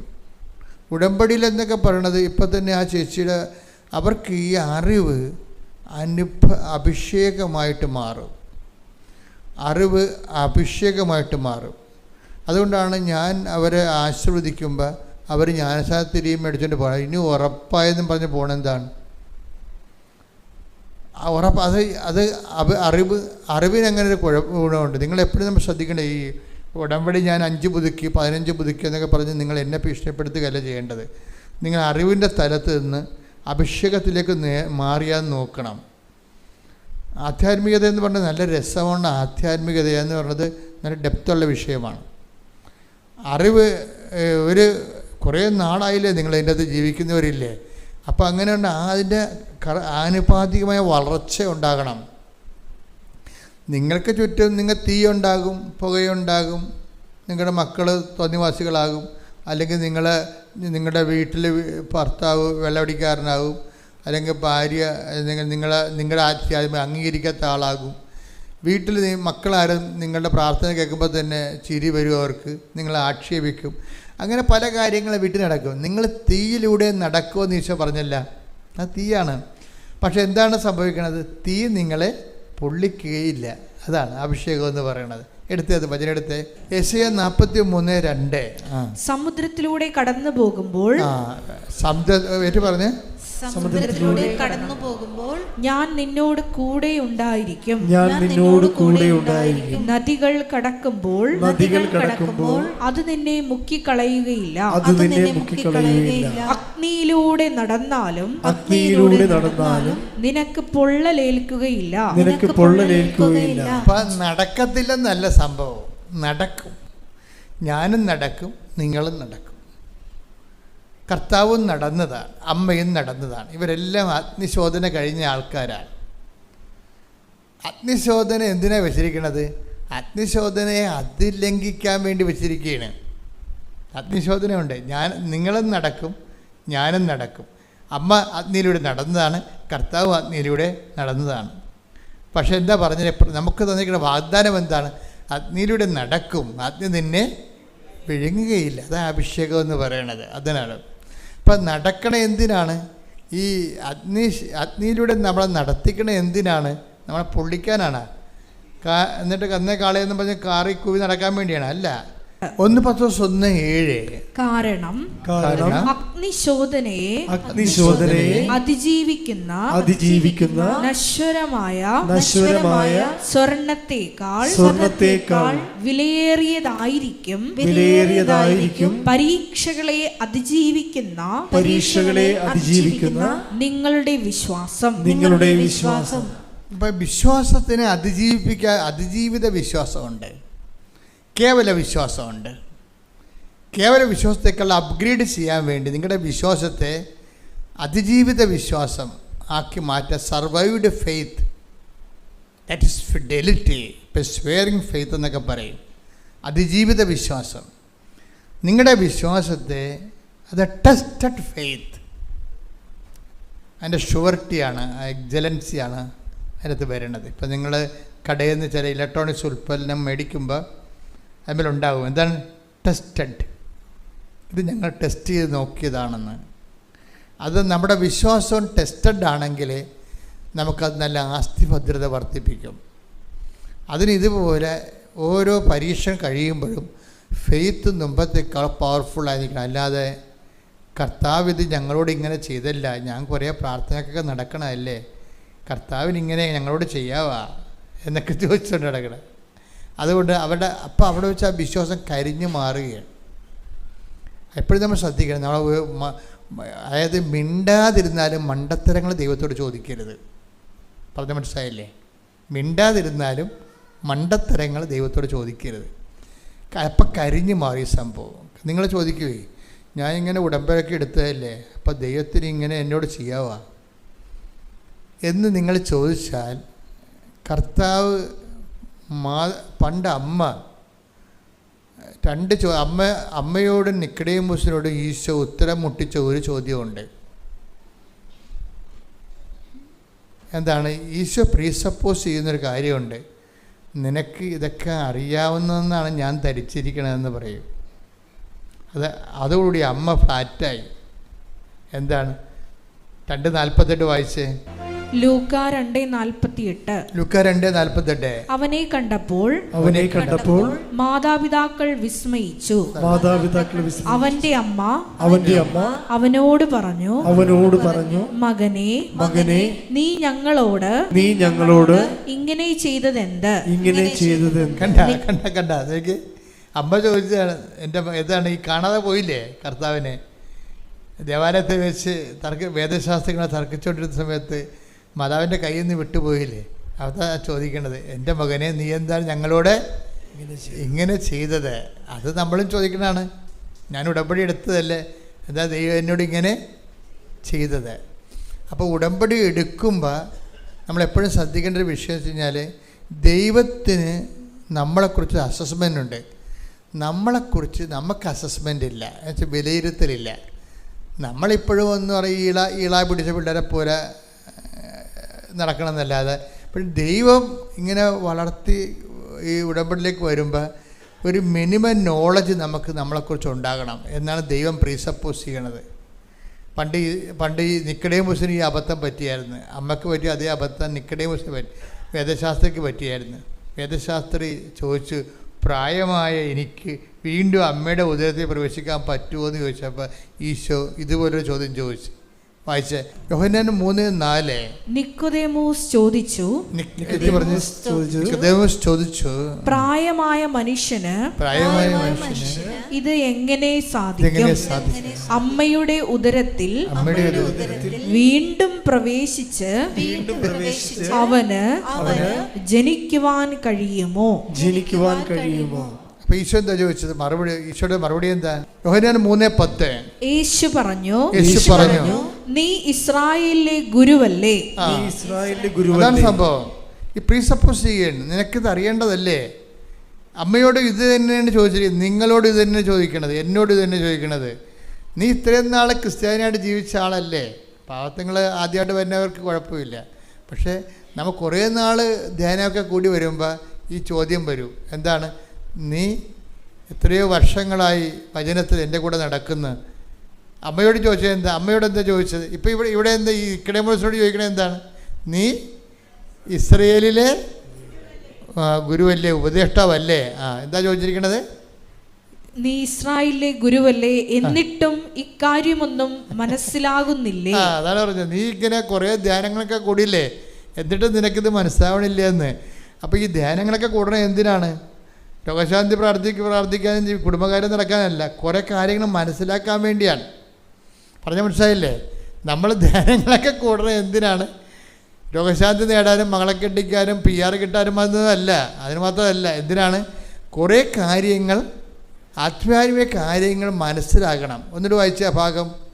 യേശു പറഞ്ഞു, നീ ഇസ്രായേലിലെ ഗുരുവല്ലേ, നീ ഇസ്രായേലിലെ ഗുരുവല്ലേ, എന്നിട്ടും ഇക്കാര്യമൊന്നും മനസ്സിലാകുന്നില്ലേ. അപ്പൊ ഈ മനസ്സിലായാൽ തന്നെ ചോദ്യങ്ങളൊക്കെ അവസാനിപ്പിക്കും. നീ എന്താണ്, ഞാൻ ഉടമ്പടി എടുത്തിട്ടും നീ എന്താണ് ഞങ്ങളോട് ഇങ്ങനെ ചെയ്തതെന്നല്ലേ പല ആൾക്കാരും ചോദിക്കണത്. അത് ചോദിക്കുന്നതിൻ്റെ കാരണം എന്താണ്? ദൈവത്തിൻ്റെ വചനങ്ങൾ അനുഭവങ്ങൾ അടയാളങ്ങൾ മാത്രം അന്വേഷിക്കുകയും ദൈവത്തിൻ്റെ വചനങ്ങൾ ദൈവം ആഗ്രഹിക്കുന്ന പോലെ മനസ്സിലാക്കാൻ ശ്രമിക്കാത്തതാണ്. ഈ മനസ്സിലാക്കാൻ ശ്രമിക്കാത്തത് നമുക്ക് മാത്രമല്ല, അമ്മയ്ക്ക് ഈ പ്രശ്നം ഉണ്ടായിരുന്നു. അതാണ്, നീ ഞങ്ങളോട് എന്താണ് ഇങ്ങനെ. അതാ 2:48. അത് കഴിഞ്ഞ് ഈശോ പറഞ്ഞ ഉത്തരവ് എന്താന്ന് ചോദിക്കുക. 2:49. നിങ്ങൾ എന്തിനാണ് എന്നെ അന്വേഷിച്ചത്? ഞാൻ എന്റെ പിതാവിന്റെ കാര്യങ്ങളിൽ വ്യാപൃതനായിരിക്കേണ്ടതാണെന്ന് നിങ്ങൾ അറിയുന്നില്ലേ. അതാണ് പ്രശ്നം. അമ്മ ഇത് അറിയേണ്ടതായിരുന്നു. അറിഞ്ഞിരുന്നെങ്കിൽ അങ്ങനെയുള്ള ചോദ്യം ചോദിക്കത്തില്ലായിരുന്നു. പിതാവിൻ്റെ കാര്യമെന്നും പറഞ്ഞ് ആധ്യാത്മികതയിൽ ഒരു വകുപ്പുണ്ട്. നിങ്ങൾ ദൈവത്തിലേക്ക് വരുമ്പോൾ ആ വകുപ്പിന് സംവരണങ്ങളില്ല, സെക്യൂരിറ്റിയുമില്ല. ഈശോയുടെ കാര്യങ്ങൾക്കാണ് നമുക്ക് സംവരണങ്ങളും നമ്മുടെ പാപങ്ങളൊക്കെ പൊറുക്കുകയും നമുക്ക് കുറേ ദൈവാനുഗ്രഹങ്ങളും അതൊക്കെ തന്ന് നമ്മുടെ സാന്ത്വനവും ക്ഷേമയൊക്കെ തന്നെ ഈശോയുടെ ഡിപ്പാർട്ട്മെൻറ്റിലാണ്. പിതാവിൻ്റെ ഡിപ്പാർട്ട്മെൻറ്റിലാണ് ചെന്ന് അവസാനിക്കണത്. നമ്മൾ അറിയാമല്ല, നമ്മൾ ചെന്ന് അവസാനിക്കണത് എവിടെയാണ്? പിതാവിൻ്റെ ഡിപ്പാർട്ട്മെൻറ്റിലാണ് ചെന്ന് ഈ ജീവിതം അവസാനിക്കണം അവിടെയാണ്. അവിടുത്തെ കാര്യങ്ങൾ നിത്യതയുമായിട്ട് ബന്ധപ്പെട്ടതാണ്. അത് കാരണം അവിടെ നമുക്ക് ഇതില്ല, സബ്സിഡി ഇല്ല, ഗ്രാൻറ്റും ഇല്ല, ഒന്നുമില്ല. മൊത്തം നമ്മൾ തിരിച്ചടക്കണം, ഒരു സുഖവും കിട്ടത്തില്ല. അതാണ് ഫാദേഴ്സ് അഫെയർ എന്ന് പറയുന്ന സംഭവം. അതിൻ്റെ അകത്ത് ഈശോയ്ക്കും രക്ഷപ്പെട്ടില്ല. ഈശോയും ആ പിതാവിൻ്റെ കാര്യം വന്നപ്പോൾ, അവസാനം വന്നപ്പോൾ അവിടെ ഭയങ്കര പേയ്മെൻ്റ് ആയി കഴിഞ്ഞപ്പോൾ ഈശോയ്ക്ക് അടക്കാൻ പറ്റാത്ത രീതിയിലുള്ള പേയ്മെൻറ്റ് വന്നവിടെ. അപ്പോൾ ഓരോരുത്തർക്കും അവരവരുടെ തോതനുസരിച്ച്, കഴിവനുസരിച്ചാണ് ഈ പ്രലോഭനം ഉണ്ടാകുന്നത്. അതുകൊണ്ടാണ് ഈശോ അവസാനിക്കുന്നത്, പിതാവേ അങ്ങനെ ഉപേക്ഷിച്ചത്. അതാണ് പിതാവിൻ്റെ കാര്യമാണത്. അപ്പം അവിടെ നമുക്ക് സബ്സിഡി ഇല്ല, ഗ്രാൻറ്റും ഇല്ല, ഒന്നുമില്ല. അത് നമ്മൾ പേയ്മെൻറ്റായിട്ട് കൊടുക്കണം. അതാണ് ഇതിൻ്റെ അകത്ത് വിശ്വാസം വരുന്ന പേയ്മെൻറ്റ് എന്ന് പറയുന്നത് അവിടെയാണ്. അതാണ് പിതാവിൻ്റെ കാര്യമെന്ന് പറയുമ്പോൾ നമ്മൾ അങ്ങോട്ട് കൊടുക്കണമല്ലാതെ ഇങ്ങോട്ടൊന്നും ക്യാഷ് ആൻഡ് കൈൻഡായിട്ട് ഒന്നും പ്രതീക്ഷിക്കണ്ട. ഇപ്പോൾ നമ്മൾ പിതാവിൻ്റെ കാര്യത്തിൽ ഇപ്പോൾ 100 ജപമാല ചൊല്ലിയാലും 100 ജപമാലയ്ക്ക് നമ്മൾക്ക് റിട്ടേൺസ് ഒന്നുമില്ല, പലിശ പോലും അടയാൻ പറ്റത്തില്ല. ഇപ്പോൾ നമ്മൾ പറഞ്ഞില്ലേ, ഞങ്ങളെപ്പോഴും ബാങ്കിൽ കൊണ്ട് അടക്കുന്നുണ്ട്, പക്ഷെ അവരെല്ലാം അത് പലിശക്കാണ് പോകണമെന്നില്ലേ. അപ്പോൾ പലിശക്കെങ്കിലും പോകണ്ടല്ലോ. അത് ഇത് പിതാവിൻ്റെ കാര്യത്തിൽ പലിശക്ക് പോലും പോകത്തില്ല. എന്താ കാര്യം? നമുക്ക് തരുന്ന നിത്യതയാണ്. നിത്യത നമുക്ക് വില കൊടുത്ത് മേടിക്കാൻ പറ്റത്തില്ല. അപ്പം കിട്ടണതെല്ലാം അതിലേക്ക് ഫണ്ട് ചെയ്യുകയാണ്. അതാണ് പിതാവിൻ്റെ കാര്യം എന്ന് പറഞ്ഞാൽ എന്താണ്? നിത്യതയുമായിട്ട് ബന്ധപ്പെട്ട കാര്യങ്ങളാണ്. നിത്യത എന്ന് പറയുന്നത് യേശുക്രിസ്തുവിന്റെ വിശുദ്ധമായ രക്തത്താൽ വീണ്ടെടുത്തത് കാരണം ദൈവം അതിൻ്റെ വില കൊടുത്തതാണ്. നിങ്ങൾക്ക് ഒരു വസ്തുവിന് 1,00,000 രൂപ വിലയുണ്ട്. നമ്മുടെ കയ്യിൽ എത്ര രൂപയുണ്ട് നിങ്ങളുടെ കയ്യിൽ? അപ്പോൾ നമ്മുടെ കയ്യിൽ 1,00,000 രൂപ വിലയുള്ള വസ്തുവിന് നമ്മുടെ കയ്യിൽ എന്തെങ്കിലും കുറഞ്ഞതൊരു 80,000 രൂപയെങ്കിലും വേണ്ടേ? 8 രൂപയാണ് ഉണ്ടെങ്കിൽ എന്തു ചെയ്യും? അതുപോലെ ഈ നിത്യതയ്ക്ക് വേണ്ടി നമുക്ക് എന്ത് കൊടുത്താലും നമുക്കത് റീഫണ്ടബിൾ അല്ല, അത് പലിശ പോലും അടയത്തില്ല. അതുകൊണ്ട് തന്നെ ചില പ്രാർത്ഥനകൾ, നിങ്ങൾ അറിയേണ്ട കാര്യങ്ങൾ അറിയണം. ചില പ്രാർത്ഥനകൾ നിത്യനിക്ഷേപത്തിലേക്കാണ് പോണത്. പറഞ്ഞ മനസ്സിലായില്ലേ? ചില പ്രാർത്ഥനകൾ നിത്യനിക്ഷേപത്തിലേട്ടാണ് പോണത്. അതിന് നമുക്ക് മറുപടി ഇല്ലാത്ത കുറേ പ്രാർത്ഥനകൾ ഉണ്ടാകും. അത് നിങ്ങൾ അറിയണം. നമ്മൾ ഏത് ഉടമ്പടി എടുത്താലും, ഉടമ്പടിയുടെ മുത്തപ്പനെ എടുത്താലും ചില പ്രാർത്ഥന നിത്യനിക്ഷേപത്തിലേട്ടാണ് പോകണം. പിതാവിൻ്റെ കാര്യമാണത്. പിതാവിൻ്റെ കാര്യത്തിലേക്ക് പോകുമ്പോൾ നമ്മൾ ഓർക്കണം, എൻ്റെ നിത്യത, എൻ്റെ മക്കളെ നിങ്ങളും ഞാനും ഓർക്കേണ്ട ഒരു കാര്യം ഇപ്പോൾ എന്നെ സംബന്ധിച്ചിടത്തോളം ആണെങ്കിൽ ചെയ്യാനുള്ള കാര്യമാണെങ്കിൽ ദൈവം ചെയ്തു തരും, ഒരു സംശയമില്ല കാര്യത്തിൽ. ഇത്രയും നാൾ ഞാൻ അങ്ങനെ തന്നെ ദൈവമായിട്ട് ജീവിച്ചിരിക്കണത്. ചെയ്യാനുള്ള കാര്യമാണെങ്കിൽ എൻ്റെ കാര്യമായാലും നിങ്ങളുടെ കാര്യമായാലും ദൈവം ചെയ്തു തരും. എൻ്റെ അത് ഡൗട്ടില്ല. അല്ല പിന്നെ ഞാൻ പറഞ്ഞിട്ടാണ് മാതാവ് പ്രത്യക്ഷപ്പെട്ടത്? അല്ല, ഞാൻ പറഞ്ഞിട്ടാണ് ഉടമ്പടി തന്നത്. ഉടമ്പടിയെക്കുറിച്ച് എനിക്കൊരു കുന്തം അറിയത്തില്ലായിരുന്നു. ഇതെല്ലാം സ്വർഗത്തിൻ്റെ പദ്ധതി പോലെ തന്നതുകൊണ്ട് ദൈവം തന്നതാണ്, ഇങ്ങോട്ട് തന്നതാണ്. അപ്പം അത്രയും ബന്ധം ദൈവമായിട്ടുണ്ട്. പക്ഷേ അതുകൊണ്ട് എന്തെങ്കിലും നിവൃത്തി ഉണ്ടെങ്കിൽ ദൈവം അത് ചെയ്യും. ചില കാര്യങ്ങൾ ദൈവം ചെയ്യേയില്ല. എന്താ കാര്യം? അത് നിത്യനിക്ഷേപത്തിലേക്ക് ആ ക്യാരി ഓവർ ചെയ്തിരിക്കണത്. അപ്പോൾ നമുക്കൊരു സന്തോഷം തോന്നണം. ചില കാര്യം നടക്കാതിരിക്കുമ്പോൾ നമുക്കൊരു സന്തോഷം തോന്നണം. എന്താ കാര്യം? നിത്യജീവന് വേണ്ടി എനിക്ക് രജിസ്റ്റർ ആയിട്ടുണ്ടെന്ന്. അതാണ് വിഷയം. ഭൂമി വെച്ച് തന്നെ നമുക്കറിയാൻ പറ്റും രജിസ്റ്റർ ആയിട്ടുണ്ടോ അതില്ലേ എന്ന്.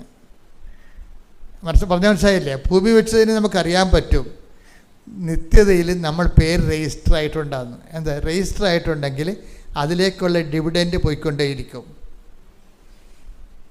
അപ്പോൾ അത് നമ്മൾ വളരെ നിത്യതയ്ക്ക് വേണ്ടിയാണ് ദൈവദർശനതയിൽ ഒരു മനുഷ്യൻ അഭയം പ്രാപിക്കണമെങ്കിൽ അവന് ആധ്യാത്മികത ഒരു നിത്യാഘോഷമായിരിക്കും. അല്ലാത്തവന് ആവലാതി മരണം വരെ ഇങ്ങനെ അത് തന്നില്ല ഇത് തന്നില്ല എന്ന് പറഞ്ഞ് ഇളയെ ഒഴുക്കി കുഞ്ഞുങ്ങളെപ്പോലെ നിലവിളിച്ചുകൊണ്ട് നടക്കും. എന്നിട്ട് എന്തിനാണ് ഞങ്ങളോട് ഇങ്ങനെ ചെയ്ത്, ഞാൻ പള്ളിയിൽ പോയില്ല, ഇനി ഒരു ദൈവത്തിനെയും വിളിക്കത്തില്ല എന്ന് പറഞ്ഞുകൊണ്ടിരിക്കും. എന്തെങ്കിലും വിഷയമുണ്ട്. ഞാൻ പറഞ്ഞു, നിങ്ങൾ ദൈവത്തെ അത് വിളിക്കരുത്. ഇപ്പോൾ ഒരു ഭർത്താവ് മരിച്ച ഒരു പെങ്കൊച്ച് വന്ന് അമ്മ പറഞ്ഞ് അവളിപ്പോൾ പള്ളിയിൽ പോകണില്ല, അവിടെ ഭർത്താവ് മരിച്ചത്. ഞാൻ പറഞ്ഞു നല്ല കാര്യം, അവളെ പോകണ്ടെന്ന് പറഞ്ഞു. അവളെ പോയിട്ട് ദൈവത്തെ കഞ്ഞി വെക്കേണ്ട കാര്യമില്ല. ഈ ദൈവദർശനിധി വരുമ്പോൾ എല്ലാവരും ഇങ്ങനെ പറഞ്ഞ് മേടിക്കാമെന്ന് പറഞ്ഞാണ് നിങ്ങളെ വീട്ടിൽ നിന്ന് കൊട്ടയും പട്ടിയോടെ ഇറങ്ങിയിരിക്കുന്നത്. അങ്ങനെയല്ല, അങ്ങോട്ട് കൊടുക്കാൻ വേണ്ടി കൂടിയാണ്. എന്തിനാണ്? ഞാൻ മാതാവിനെ നേരെ കണ്ട ആളാണ്. നിത്യത എന്താണെന്ന് എനിക്കറിയാം. ആർക്ക് കൊടുത്ത് മുതലാക്കാൻ പറ്റും നിത്യതയ്ക്ക് വേണ്ടി? ആർക്ക്? പിന്നെ എന്നിട്ട് പോലും നിൻ്റെ പേര് അവിടെ എഴുതി വച്ചിരിക്കണമെന്നുണ്ടെങ്കിൽ ദൈവത്തോട് എന്തൊരു നന്ദി പറയണം. എൻ്റെ മക്കളെ, കേൾക്കാത്ത പ്രാർത്ഥനയ്ക്കാണ് നന്ദി പറയേണ്ടത്, കേട്ട പ്രാർത്ഥനയ്ക്കല്ല. കേൾക്കാത്ത പ്രാർത്ഥനയ്ക്ക് നന്ദി പറയുമ്പോഴാണ് നിൻ്റെ നിത്യതയെക്കുറിച്ച് നിനക്കൊരു റിയലൈസേഷൻ ഉണ്ടാകുന്നത്. ശ്രുതികട ഹല്ലേലൂയ. ഹല്ലേലൂയ ഹല്ലേലൂയ ഹല്ലേലൂയ ഹല്ലേലൂയ. സ്വർഗീയ നിക്ഷേപമാണെന്നുള്ള വലിയ ആത്മജ്ഞാനം ഞങ്ങൾക്ക് നൽകണമേ. ഹല്ലേലൂയ. മഹത്വം മഹത്വം. എൻ്റെ മക്കൾ നിത്യതയെ സ്നേഹിക്കാൻ തുടങ്ങിയാൽ പിന്നെ ജീവിതം ഈസിയാകും. കാര്യം എന്താണ്? ഈശോ പറഞ്ഞത് ബാക്കിയെല്ലാം ചേർത്ത് നൽകും. നിങ്ങൾ ആദ്യം ദൈവരാജ്യവും അത് നീതി അന്വേഷിക്കുക, ബാക്കിയെല്ലാം ചേർത്ത് നൽകും. നമ്മൾ ഇത് മുഴുവനായിട്ട് അവോയ്ഡ് ചെയ്ത് കഴിഞ്ഞാൽ ജീവിതം ഭാരപ്പെടും. നിങ്ങളുടെ ജീവിതം കൊണ്ട് ദൈവത്തിന് പ്രത്യേകം പ്രയോജനമില്ലെങ്കിൽ why should God interfere in it? നിങ്ങളുടെ ജീവിതം കൊണ്ട് ദൈവത്തിന് പ്രയോജനമില്ലെങ്കിൽ എന്തുകൊണ്ടാണ് നിത്യത ഇത്രയും ഭയങ്കരമായ ഒരു നിസ്തുലമായ ചൈതന്യമായി നിൽക്കുന്നതിൻ്റെ കാരണം ഇത് യേശുക്രിസ്തുവിൻ്റെ വിശുദ്ധമായ രക്തത്താൽ വീണ്ടെടുത്തതാണ്. അപ്പോൾ നീ നിത്യതയെ സ്നേഹിക്കുമ്പോൾ നീ നിൻ്റെ കർത്താവിൻ്റെ വിശുദ്ധ രക്തത്തെ ആരാധിക്കുകയാണ് ചെയ്യണത്. നീ നിത്യതയെ സ്നേഹിക്കുമ്പോൾ നീ നിൻ്റെ കർത്താവിൻ്റെ മുൾക്കിടത്തെ നീ അംഗീകരിക്കുകയാണ് ചെയ്യണത്. നീ നിത്യതയെ സ്നേഹിക്കുമ്പോൾ നീ അവൻ്റെ തിരുവിലാല മുറിവിലെ അഭയം പ്രാപിക്കുകയാണ് ചെയ്യണത്. ശ്രുതികട ഹല്ലേലൂയ. ഹല്ലേലൂയ ഹല്ലേലൂയ. മഹത്വം മഹത്വം.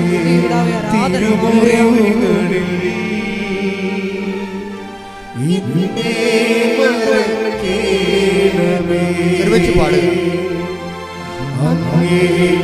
തിരുഹൃദയത്തിൽ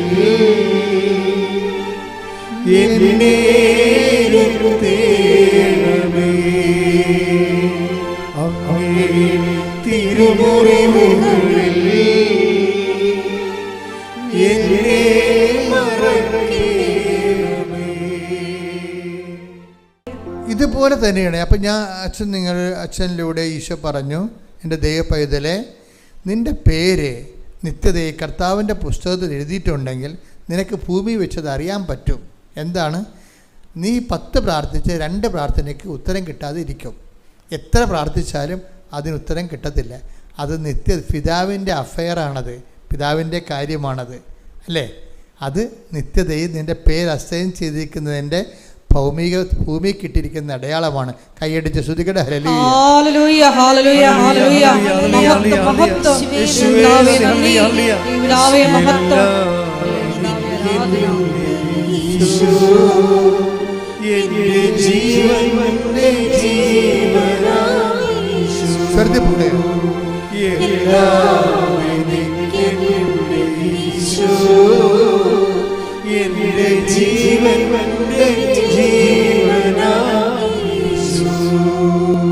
പരിശുദ്ധ പരമദിവ്യ. ഇതുപോലെ തന്നെ ഒരു വിഷയമാണ്, ദൈവം മഹത്വപ്പെട്ടെങ്കിൽ നമ്മൾക്ക് ഭൂമിയിൽ വെച്ച് അറിയാൻ പറ്റും. നേരത്തെ എന്താ പറഞ്ഞത്? നിങ്ങളുടെ പേര് നിത്യതയിൽ രജിസ്റ്റർ ചെയ്തിട്ടുണ്ടെങ്കിൽ ഭൂമിയിൽ വെച്ച് അറിയാൻ പറ്റും. എന്താ കാര്യം? പിതാവിൻ്റെ അഫെയർ ഡിപ്പാർട്ട്മെൻറ്റ് കയറി വരുന്നുണ്ടെന്ന് നോക്കിയാൽ മതി. അതെന്താണ്? ഉത്തരം കിട്ടാത്ത പ്രാർത്ഥനകൾ. അത് നിത്യതയ്ക്ക് വേണ്ടി വകമാറ്റി ചിലവായിരിക്കുന്നു. അതിൻ്റെ ഇൻട്രസ്റ്റ് പോലും നമുക്ക് കിട്ടത്തില്ല. നമ്മളെത്ര പ്രാർത്ഥിച്ചാലും അത് തിരിച്ചടവ് പോലും ആകത്തില്ല. അപ്പം അതങ്ങനെ നിത്യമായിട്ട് പിതാവിൻ്റെ തിരുസന്നിധിയിലേക്ക് അത് നിത്യനിക്ഷേപത്തിലേക്ക് പോവുകയാണ്. ഇപ്പോഴെന്താ പറയണത്? ഇതുപോലെ തന്നെയാണ് ദൈവപൈതലെ, നീ കാരണം ദൈവം മഹത്വപ്പെട്ടെങ്കിൽ ഭൂമിയിൽ വെച്ച് നിനക്കറിയാൻ പറ്റും. അതെങ്ങനെ അറിയണം? ഇതൊക്കെ അറിയണ്ടേ? എന്താണ് സ്വർഗത്തിൽ നിന്നെക്കുറിച്ച് സംഭവിക്കുന്ന കാര്യങ്ങൾ എന്താണെന്ന് നീ ഭൂമിയിൽ അറിയണം. അപ്പോൾ ആണ് നമ്മൾ കണ്ണ് കണ്ടുകൊണ്ട് യാത്ര ചെയ്യണത്. അല്ലെങ്കിൽ നമ്മൾ ഇരുട്ടത്ത് പൂടി പോണ പോലെ ഇരിക്കും, തപ്പിത്തടഞ്ഞു പോകും. വിശ്വാസം തപ്പിത്തടച്ചിലൊന്നും പാടില്ല, നേരെ കണ്ട് പോകണം. കുറേ വയസ്സായി കഴിഞ്ഞാൽ പിന്നെ കണ്ണും പൂട്ടി പോകണ്ടേ? നിങ്ങളുടെ വീട്ടിൽ കുറേ വയസ്സായി കഴിഞ്ഞാൽ കറണ്ട് പോയാൽ പിന്നെ നിങ്ങൾ അവിടെ നിൽക്കുക. നിങ്ങളുടെ വീട്ടിൽ നിങ്ങൾ 10-50 കൊല്ലമായിട്ട് ജീവിക്കുകയാണ്, കറണ്ട് പോയാൽ തന്നെ അവിടെ തന്നെ നിൽക്കുക? ഇല്ല. കറണ്ട് ഉള്ളതുപോലെ നിങ്ങൾക്കറിയാം ഓരോ സ്ഥലം എവിടെയാണ്, ഫ്രിഡ്ജ് എവിടെയാണ്, അല്ലേ, സ്വിച്ച് എവിടെയാണ്, എല്ലാം നിങ്ങൾക്ക് കാണാപ്പാടമാണ്. എന്താ കാണുന്നില്ല, പക്ഷേ കാണാപ്പാടമാണ്. എന്താ കാര്യം? നിങ്ങൾക്ക് പരിചയം കൊണ്ടാണ്. അപ്പം കുറേ വിശ്വാസത്തിൽ ജീവിച്ച് കഴിയുമ്പോൾ എല്ലാം നമുക്ക് കാണാപ്പാടമാകും. നമുക്ക് ഏത് കറണ്ട് പോയാലും ഇരുട്ടാണെങ്കിലും നമുക്ക് തപ്പിത്തടച്ചിലില്ല, നേരെ ചെന്നെടുത്തിട്ട് വരും. ശ്രുതികടെ ഹല്ലേലൂയ. ഹല്ലേലൂയ ഹല്ലേലൂയ ഹല്ലേലൂയ ഹല്ലേലൂയ ഹല്ലേലൂയ. ദൈവം മഹത്വപ്പെട്ടാൽ നമുക്ക് ഭൂമിയിൽ വെച്ച് അറിയാൻ പറ്റും. അതെങ്ങനെ അറിയണത്? അത് 2 കൊരിന്ത്യർ 1:20 വായിക്കണം. 2 കൊരിന്ത്യർ 1:20. ദൈവത്തിന്റെ സകല വാഗ്ദാനങ്ങളും പറഞ്ഞേ. ദൈവത്തിന്റെ സകല വാഗ്ദാനങ്ങളും ക്രിസ്തുവിൽ അതേ എന്ന് തന്നെ. അതുകൊണ്ട് തന്നെയാണ് ദൈവമഹത്വത്തിന് അവൻ വഴി ഞങ്ങൾ ആമേൻ പറയുന്നത്. അപ്പോൾ ഇത് വിഷയം എന്ന് വെച്ച് കഴിഞ്ഞാൽ ദൈവത്തിൻ്റെ സകല വാഗ്ദാനങ്ങളെല്ലാം പ്രാപിക്കുന്നത് എങ്ങനെയാണ്? ഒറ്റ വാക്കുകൊണ്ടാണ്. അതിൻ്റെ സിംഗിൾ പാസ്വേഡാണ്. ദൈവത്തിന് 8855 വാഗ്ദാനങ്ങളുണ്ട് ബൈബിളിലെ. ഇതെല്ലാം നമ്മുടെ ഈ അനുദിന ജീവിതത്തിനും നിത്യജീവിതത്തിനും ആവശ്യമായ അനുധാരികൾ ഉള്ളടക്കം ചെയ്തിരിക്കുന്നതാണ്. നമ്മൾ അനുഗ്രഹം പ്രാപിക്കുക എന്ന് വെച്ച് കഴിഞ്ഞാൽ അനുഗ്രഹം പ്രാപിക്കുക എന്ന് വെച്ച് കഴിഞ്ഞാൽ ബൈബിൾ അനുസരിച്ച് വാഗ്ദാനം പ്രാപിക്കണമെന്നതിൻ്റെ അർത്ഥം. ഈ സകല വാഗ്ദാനവും നമുക്ക് പ്രാപിക്കാൻ പറ്റും. എങ്ങനെ പ്രാപിക്കാൻ പറ്റും? ദൈവമഹത്വത്തിന് അവൻ്റെ നാമത്തിൽ എന്തു ചെയ്യണം? ആമേൻ പറയണം. ഇപ്പം ഒരു നല്ല വിശ്വാസി ആയിരിക്കുക എന്ന് വെച്ച് കഴിഞ്ഞാൽ നല്ലവണ്ണം ആമേൻ പറയാൻ പഠിക്കണം. അല്ല കാറിക്കൂവി ആമേൻ എന്ന് പറയണവരല്ല. അപ്പം ആമേനിന് ശബ്ദമില്ല എന്നുള്ളതാണ് വിഷയം. ആമേൻ എന്ന സംഭവത്തിന് ശബ്ദമില്ലാതെ ആമേൻ പറഞ്ഞ ആളാണ് അമ്മ. അമ്മയുടെ ജീവിതം മുഴുവനും അങ്ങനെയാണ്. എന്താണ്? ഇതാ കർത്താവിൻ്റെ ദാസി, അങ്ങേ വചനം പോലെ എന്നിൽ അതാണ് ആമേൻ എന്ന് പറയുന്നത്. നിൻ്റെ തിരുമനസ്സ് എന്നിൽ നിറവേറട്ടെ, ഫിയാത്ത്. നിശബ്ദ അമ്മ. അതിനാണ് വേറൊരു വാക്ക് പറയണത്. എന്താണ്? ഹൃദയത്തിൽ സംഗ്രഹിച്ചു. അതാണ് ആമേൻ. അമ്മ ഹൃദയത്തിൽ സംഗ്രഹിച്ചു എന്ന് വെച്ചാൽ ഞാൻ അക്സെപ്റ്റ് ചെയ്തിരിക്കുന്നു. ഞാൻ ഇത് തർക്കിക്കത്തില്ല, ബഹളം ഉണ്ടാകത്തില്ല. ഞാൻ സഹനദാസിയായി. അല്ലേ? പഴയ നിയമത്തിൽ എന്താ എഴുതിയിരിക്കണത്? സഹനദാസൻ. എന്നിൻ്റെ സ്വഭാവം എന്താ? Characteristic of a suffering servant. എന്താണ് അത്? അവൻ തർക്കിക്കുകയോ ബഹളമുണ്ടാക്കുകയില്ല. തെരുവീഥികളിൽ അവൻ്റെ സ്വരം ആരും കേൾക്കുകയില്ല. Take the word of God. Mathai 12:18-19 തിരുവചനങ്ങൾ. ഇതാ ഞാൻ തിരഞ്ഞെടുത്ത എൻ്റെ ദാസൻ, എൻ്റെ ആത്മാവ് പ്രസാദിച്ച എൻ്റെ പ്രിയപ്പെട്ടവൻ. ഞാൻ അവൻ്റെ മേൽ എൻ്റെ ആത്മാവിനെ അയക്കും. അവൻ വിജാതീയരെ ന്യായവിധി അറിയിക്കും. അവൻ തർക്കിക്കുകയോ ബഹളം കൂട്ടുകയോ ഇല്ല. തെരുവീഥികളിൽ അവൻ്റെ ശബ്ദം ആരും കേൾക്കുകയില്ല. നീതിയെ വിജയത്തിലെത്തിക്കുന്നതുവരെ അവൻ ചതഞ്ഞ ഞാങ്ങണ ഒടിക്കുകയില്ല, പുകഞ്ഞ തിരി കെടുത്തുകയുമില്ല. പുകഞ്ഞ തിരി എന്ന് പറഞ്ഞാൽ വിശ്വാസമാണ്. അത് എന്താ? നീതിയെ വിജയത്തിൽ എത്തിക്കുന്നവരെ തിരി കെടുത്തത്തില്ലെന്ന്. എന്ന് വെച്ച് കഴിഞ്ഞാൽ വിശ്വാസത്തിൽ നിലനിൽക്കും. ദൈവഹിതം നിറവേറ്റുന്നവരെ. നീതി എന്ന് പറഞ്ഞാൽ എന്താണ്? ദൈവഹിതമാണ്. ദൈവഹിതം നിറവേറ്റുന്നവരെ വിശ്വാസത്തിൽ നിലനിൽക്കുമെന്നാണ് ഈ പറയണത്. അപ്പം ഇത് ഒരു പരിചരണമാണ്. ദൈവഹിത പ്രകാരമുള്ളൊരു പരിചരണമാണ്. അപ്പം ചില കാര്യങ്ങൾക്ക് അവിടെ പറയണത് നിശബ്ദമായ ആമേനാ പറയേണ്ടത്. ചില കാര്യങ്ങൾക്ക് നിശബ്ദമായ ആമേൻ. അതിന് ബൈബിൾ എന്താ പറയണത്? 2:19, 2:52 ലൂക്കാൻ്റെ സുവിശേഷം എന്താ പറയണത്? ഹൃദയത്തിൽ സംഗ്രഹിക്കുക. ആരുണ്ടാക്കിയ ആധ്യാത്മികതയെ? അമ്മയുടെ ആത്മാവ്. കൈയടിച്ച് ശ്രദ്ധിക്കട്ടെ. എല്ലാ ചോദ്യങ്ങളുടെയും മുമ്പിൽ ഹൃദയത്തെ സംഗ്രഹിച്ച്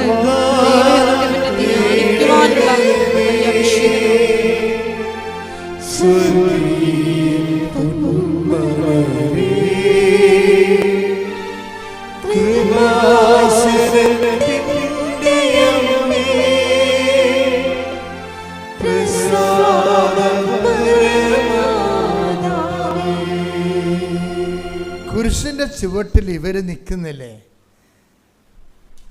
ആ കുരിശിൻ്റെ ചുവട്ടിൽ നിൽക്കുമ്പോൾ മാതാവ് ഒന്നും പറയണില്ല. പറയണതെല്ലാം കർത്താവാണ് പറയണത്, അല്ലേ? അതാണ് നിശബ്ദമായ ആമേൻ. അവിടെ എന്താണ് ദൈവം എന്നോട് ഇങ്ങനെ ചെയ്തതെന്ന് ഈശോ ചോദിക്കുക. എന്തുകൊണ്ട് നീ എന്നെ ഉപേക്ഷിച്ചെന്ന് ഈശോ ചോദിക്കും. അപ്പോഴും അമ്മ നിശബ്ദമായി നിൽക്കും. അതാണ് നിശബ്ദമായ ആമേൻ എന്ന് പറയുന്നത്. നിശബ്ദമായ ആമേൻ. തർക്കിക്കത്തില്ല, ബഹളം ഉണ്ടാക്കത്തില്ല. എന്താണ്?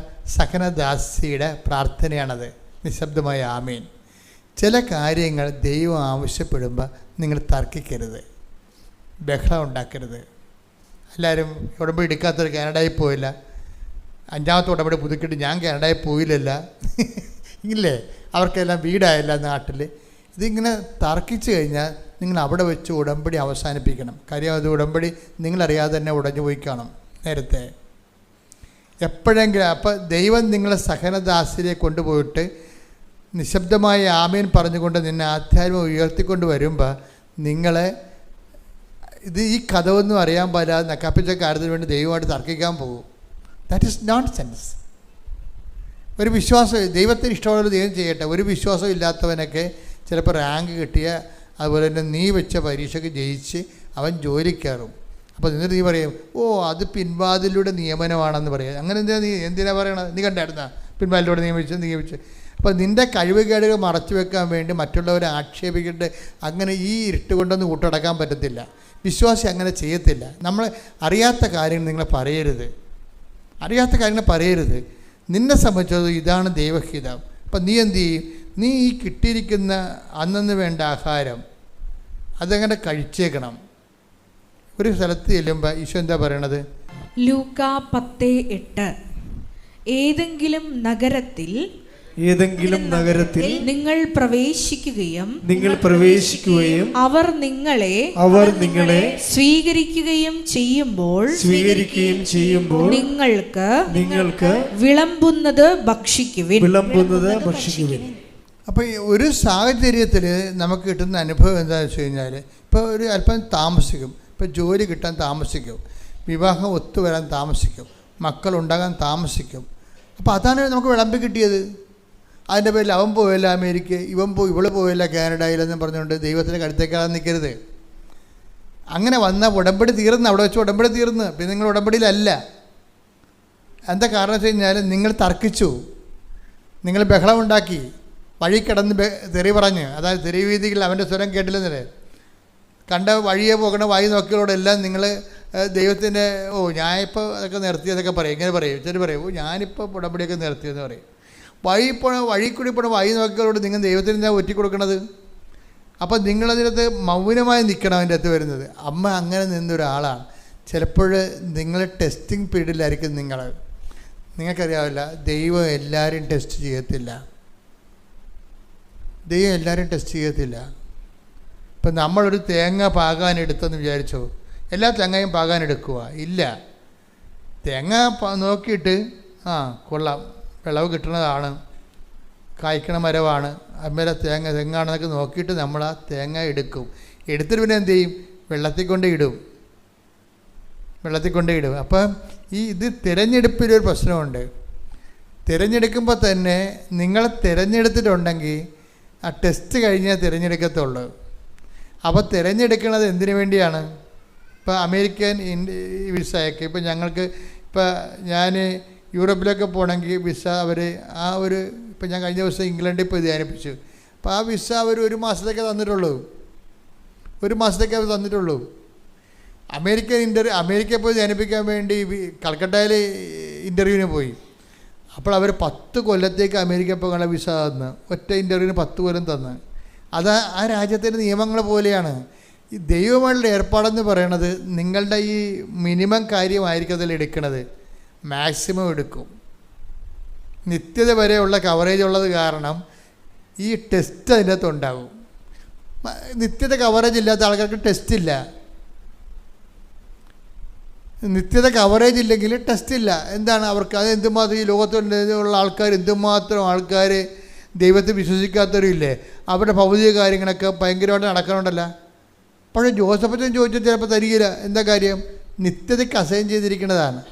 അതുകൊണ്ട് ടെസ്റ്റ് ഉണ്ട്. അപ്പം ദൈവമായിട്ട് ഇത് കാര്യങ്ങൾ അറിഞ്ഞില്ലെങ്കിൽ നമ്മൾ തർക്കിക്കുന്ന ആൾക്കാരെ ഗേറ്റിങ്ങെ വെച്ച് തന്നെ ദൈവം ഒഴിവാക്കും. തർക്കിക്കുന്ന ആൾക്കാർ അവിടെ അകത്തോടെ കയറണ്ട. നിങ്ങൾ തർക്കിക്കുന്ന പാർട്ടിയാണ്. നിങ്ങൾക്ക് വേറെ എന്തോ ഉദ്ദേശമാണ് ദൈവത്തിൽ വന്നിരിക്കുന്നത്, ദൈവമല്ല നിങ്ങളുടെ ഉദ്ദേശമെന്ന് തോന്നിയാൽ ഗേറ്റിങ്ങെ വെച്ച് തന്നെ ആ സാധനം ഒഴിവാക്കും. ദൈവത്തിലേക്ക് വരുന്നയാൾ തർക്കിക്കത്തില്ല, ബഹളം ഉണ്ടാക്കത്തില്ല, കർത്താവിൻ്റെ ഇഷ്ടം പോലെ നിറവേറ്റുന്ന വിചാരിച്ചുകൊണ്ട് സബ്മിസീവ് ആകും. അതാണ് അമ്മ നിശബ്ദമായ ആമയും പറയണത്. ഇപ്പം നിങ്ങൾ ചിലർ ഇന്നലെ ഒരു ആളെ കൊണ്ടുവന്ന് 41 വർഷമായി, കല്യാണമില്ല. അപ്പോൾ ഞാൻ ചോദിച്ചാൽ ആദ്യത്തെ കല്യാണമാണോ എന്ന് ചോദിച്ചപ്പോൾ അതേന്ന് പറഞ്ഞു. അത്രേ ഉള്ളൂ. അപ്പോൾ എല്ലാവരും കെട്ടിപ്പോയില്ല, ഞാൻ എൻ്റെ പെങ്ങളെ കെട്ടിക്കാൻ നിന്ന്, പെങ്ങന്മാർ 3-4 പേരുണ്ട്, അവരെല്ലാം കെട്ടിക്കാൻ നിന്നപ്പോൾ ഈ മനുഷ്യന് പെണ്ണ് കിട്ടിയില്ല. ഒന്ന് ചിന്തിച്ച് നോക്കിയേ. പക്ഷെ അവന് തർക്കമുണ്ടാ? അവന് ദൈവത്തെ അറിയാവുന്ന കാരണം തർക്കമില്ല.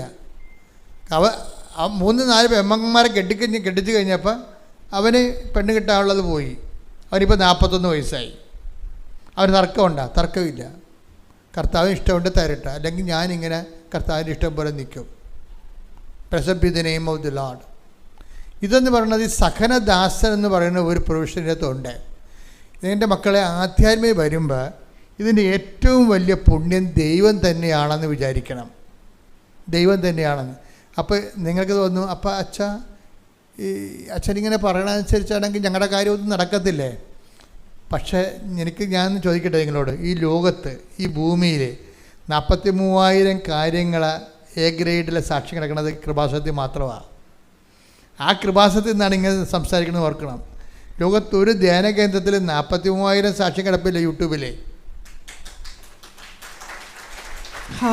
അപ്പം അങ്ങനെ വരുമ്പോൾ അപ്പം നിങ്ങൾ ശ്രദ്ധിക്കേണ്ട കാര്യം വെച്ചാൽ ഇതെല്ലാത്തിനും സമാധാനം ഉണ്ടാകും. പക്ഷേ നിങ്ങൾ ഈ 10-9 കാര്യത്തിൽ സമാധാനം ഉണ്ടായിട്ട് ഒരു കാര്യത്തിൽ സമാധാനം ഇല്ലാതെ വരുമ്പോൾ ആ ഒരു കാര്യം വെച്ചൊരു കർത്താവിനെ പ്രതിക്കൂട്ടിലാക്കിയ 9 കാര്യം നേടിയ കർത്താവ് നിങ്ങളോട് ഗുഡ് ബൈ പറയും. അത് സംഭവിക്കാതിരിക്കാനാണ് ഞാൻ ഈ മുൻകൂർ ജാമ്യം എടുക്കുന്നത്. ഇപ്പം മനസ്സിലായ? ശ്രദ്ധിക്കട്ടെ. ഹല്ലേലൂയ, ഹല്ലേലൂയ, ഹല്ലേലൂയ, ഹല്ലേലൂയ, ഹല്ലേലൂയ, ഹല്ലേലൂയ.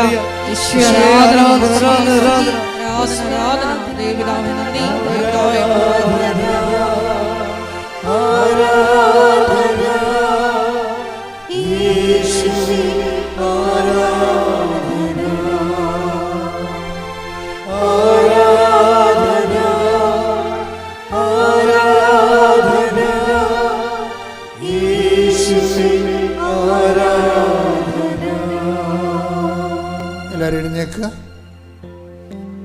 രോഗസൗഖ്യ പ്രാർത്ഥനയിലേക്ക് പ്രവേശിക്കുകയാണ്. നമ്മൾ ജീവിത ദുരിതങ്ങൾക്കും ജീവിത തടസ്സങ്ങൾക്കെതിരെയുള്ള ദൈവിക ശാസന പ്രാർത്ഥനയാണ്.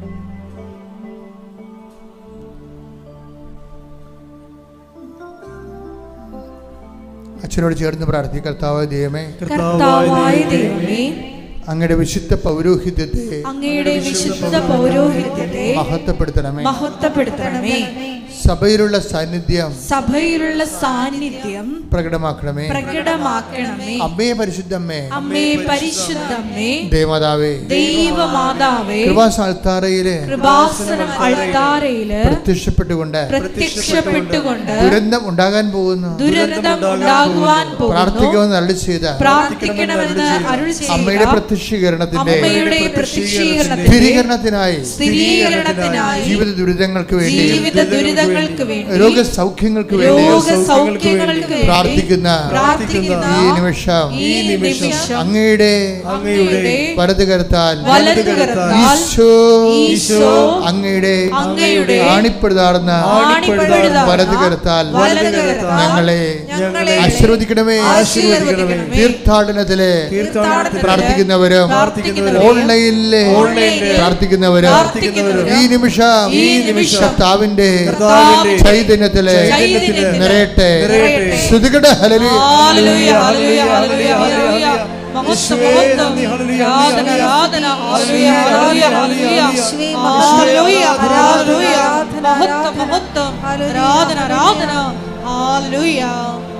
മക്കളെ, അച്ഛൻ ഇപ്പൊ പ്രാർത്ഥിക്കുമ്പോഴേ ഈ മക്കളില്ലാത്തവരില്ലേ, അവരടിവയറ്റി കൈവച്ച് പ്രാർത്ഥിക്കണം. ഇനി അവരിവിടെ ഇല്ലെന്ന് വിചാരിച്ചോ, നിങ്ങൾ അമ്മയാണ് ഇവിടെ ഉള്ളത്.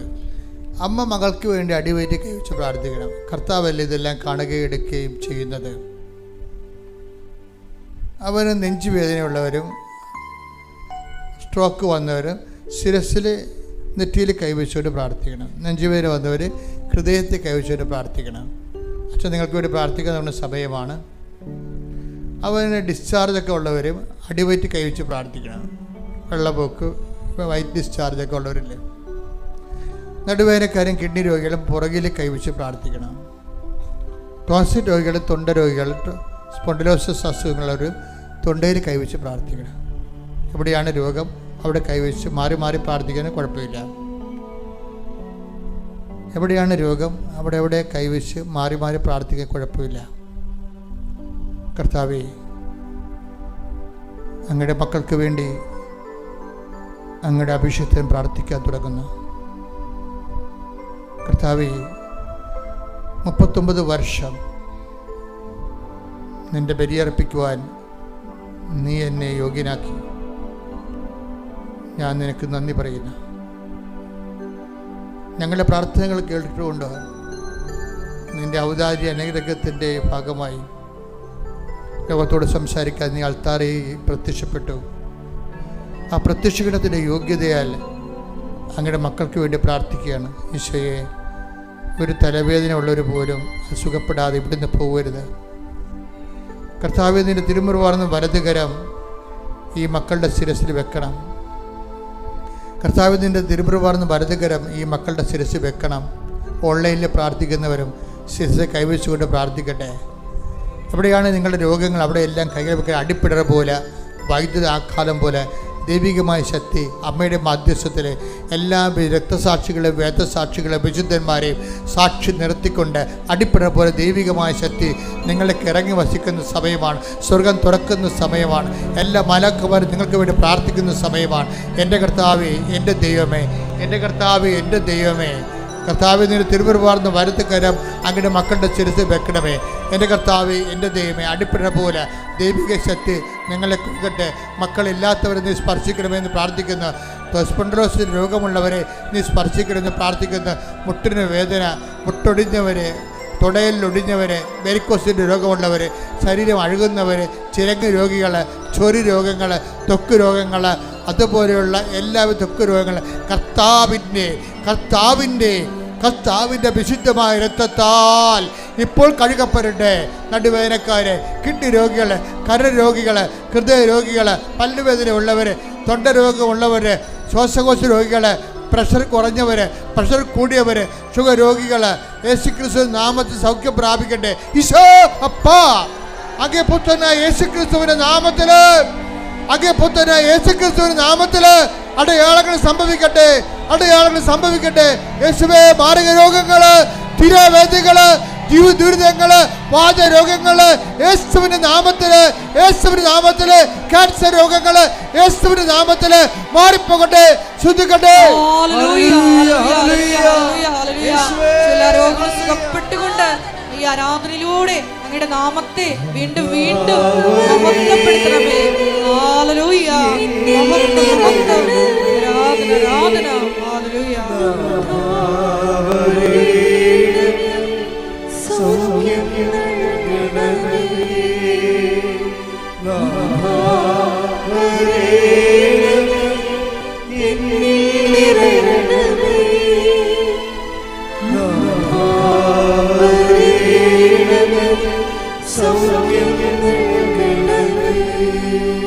പരിശുദ്ധ പരമ ദിവ്യകാരുണ്യത്തിന് ആരാധനയും സ്തുതിയും പുകഴ്ചയും ഉണ്ടായിരിക്കട്ടെ. പരിശുദ്ധ പരമ ദിവ്യകാരുണ്യത്തിന് നേരവും ആരാധനയും സ്തുതിയും പുകഴ്ചയും ഉണ്ടായിരിക്കട്ടെ.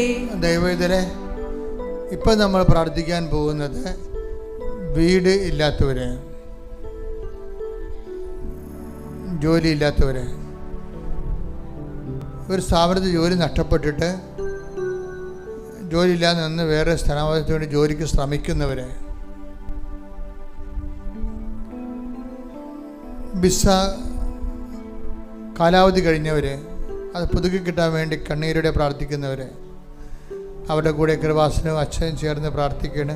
പരിശുദ്ധ അമ്മ അവർക്ക് വേണ്ടി മാധ്യസ്ഥം വഹിക്കുന്ന സമയമാണെന്ന് ഓർത്തിട്ട് അവർ ആരെങ്കിലും ഈ ലോകത്തെ ഏതെങ്കിലും ഭാഗങ്ങളിൽ ഇപ്പോൾ ധ്യാനം കൂടുന്നുണ്ടെങ്കിൽ ഈ സമയത്ത് അവർ മുട്ടിൽ നിന്ന് പ്രാർത്ഥിക്കേണ്ടതാണ്. സ്ഥലം വിറ്റുമാറാൻ ആഗ്രഹിക്കുന്നവർ, തൊഴിലുരുപ്പടികൾ വിറ്റുമാറാനോ അതിനെ അഭിവൃദ്ധിക്ക് വേണ്ടിയോ പ്രാർത്ഥിക്കുന്നവർ, അതുപോലെ തന്നെ കാർഷിക മേഖലകൾ കടങ്ങളും വിഷമത്തിൽ അനുഭവിക്കുന്നവർ, കാർഷിക വരുമാനങ്ങളിലെ തകർച്ച സംഭവിക്കുന്നവർ, മത്സ്യത്തൊഴിലാളികൾ, ആ തൊഴിൽ കൊണ്ട് ഉപജീവനം കഴിക്കുന്നവർ, ആ മേഖല അനുഭവിക്കുന്ന ദുരിതങ്ങൾ ഇപ്പോൾ സമർപ്പിക്കേണ്ടതാണ്. ഒരു പ്രൊമോഷന് വേണ്ടി വർഷങ്ങളായിട്ട് ശ്രമിക്കുന്നു, ട്രാൻസ്ഫറിന് വേണ്ടി വർഷങ്ങളായിട്ട് ശ്രമിക്കുന്നു. ട്രാൻസ്ഫർ കിട്ടാത്ത കാരണം ശമ്പളം കിട്ടുന്നത് കൊണ്ട് ഒന്നും തികയാതിരിക്കുകയും കുടുംബജീവിതം പോലും ഇല്ലാതിരിക്കുകയും ചെയ്ത് വിഷമിക്കുന്നവരുണ്ട്. കുഞ്ഞുങ്ങളുടെ കൂടെ വിദേശത്ത് താമസിക്കുന്നു, പക്ഷേ കുഞ്ഞുങ്ങളുടെ കൂടെ താമസിക്കാൻ പറ്റണില്ല. വർഷങ്ങളായിട്ട് കുടുംബം നഷ്ടപ്പെട്ട് ജീവിക്കുന്ന ഒത്തിരി പേരുടെ കണ്ണുനീര് ഇപ്പോൾ പ്രാർത്ഥനയാക്കി കൃപാസനത്തിലെ മാതാവിൻ്റെ ദിവസനെ വെക്കുകയാണ്. തീർച്ചയായിട്ടും 43 ദിവസം അച്ഛൻ ഡേറ്റ് ഇട്ടിട്ടുണ്ട്. ആ ദിവസത്തിനുള്ളിൽ കർത്താവ് നിൻ്റെ മേൽ കാരുണ്യം ഉണ്ടാകുകയും കർത്താവ് നിൻ്റെ ഫയൽ ഏറ്റെടുക്കുകയും കർത്താവ് നിന്നെ സന്ധിക്കുകയും ചെയ്യും. ശ്രുതികട്ടെ, ശ്രുതികട്ടെ, ഹല്ലേലൂയ. സഭയുടെ അധികാരത്തിൽ, പുരുഷൻ്റെ അടയാളത്തിൽ നിൻ്റെ ജീവിത ദുരിതങ്ങളെ, ജീവിത തടസ്സങ്ങളെ യേശുക്രിസ്തു നാമത്തിൽ മാറിപ്പോകട്ടെ. ശ്രുതികട്ടെ, ഹല്ലേലൂയ.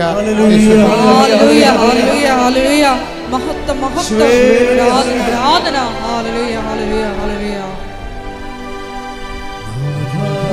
വരേണമേ എന്നിൽ നിറയണമേ, വരേണമേ സൗഖ്യം നൽകണമേ. ദൈവത്തിലെ ഇപ്പോൾ പ്രാർത്ഥിക്കുന്നത് IELTS, OET, PSC, അതുപോലെ തന്നെ ഓരോരോ പരീക്ഷ, നൈപുണ്യ പരീക്ഷകൾ, മത്സര പരീക്ഷകൾ എഴുതിക്കഴിഞ്ഞവർ,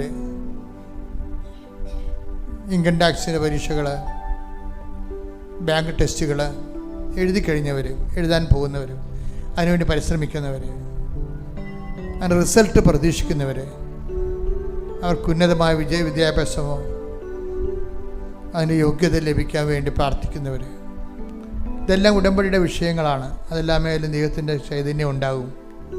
അമ്മ മാതാവ് പ്രത്യക്ഷപ്പെട്ട പുണ്യഭൂമിയിൽ നിന്നുകൊണ്ടാണ് കർത്താവിനെ എഴുന്നള്ളിച്ച് വെച്ച് ആരാധനയുടെ സാന്നിധ്യത്തിൽ നമ്മൾ പ്രാർത്ഥിക്കുന്നത്. ഈ വിഷയത്തിൽ നിന്നെ വേദനിപ്പിക്കും. മക്കളില്ലാത്തവർ, ഉള്ള മക്കൾക്ക് ഓട്ടിസവും അതുപോലെ തന്നെ ഹൈപ്പർ ആക്ടിവിറ്റിയൊക്കെ ഉണ്ട്. മാതാപിതാക്കന്മാർ നരകതുല്യമായ വേദന അനുഭവിക്കുന്നവർ പരിശുദ്ധ അമ്മയുടെ മാധ്യസ്ഥത്തിൽ ഈശോയ്ക്ക് ഏൽപ്പിക്കണം. ആ കുഞ്ഞുങ്ങളെ ശ്രുതികട ശ്രുതികട ഹല്ലേലൂയ ഹല്ലേലൂയ ഹല്ലേലൂയ മഹത്വം മഹത്വം ആരാധന ആരാധന ഹല്ലേലൂയ ഹല്ലേലൂയ ഹല്ലേലൂയ ഹല്ലേലൂയ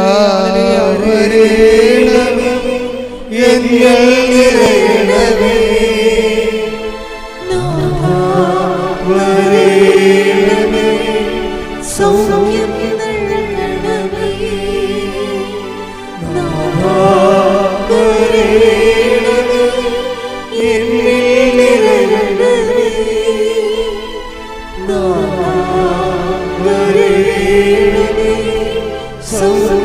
നൽകണമേ,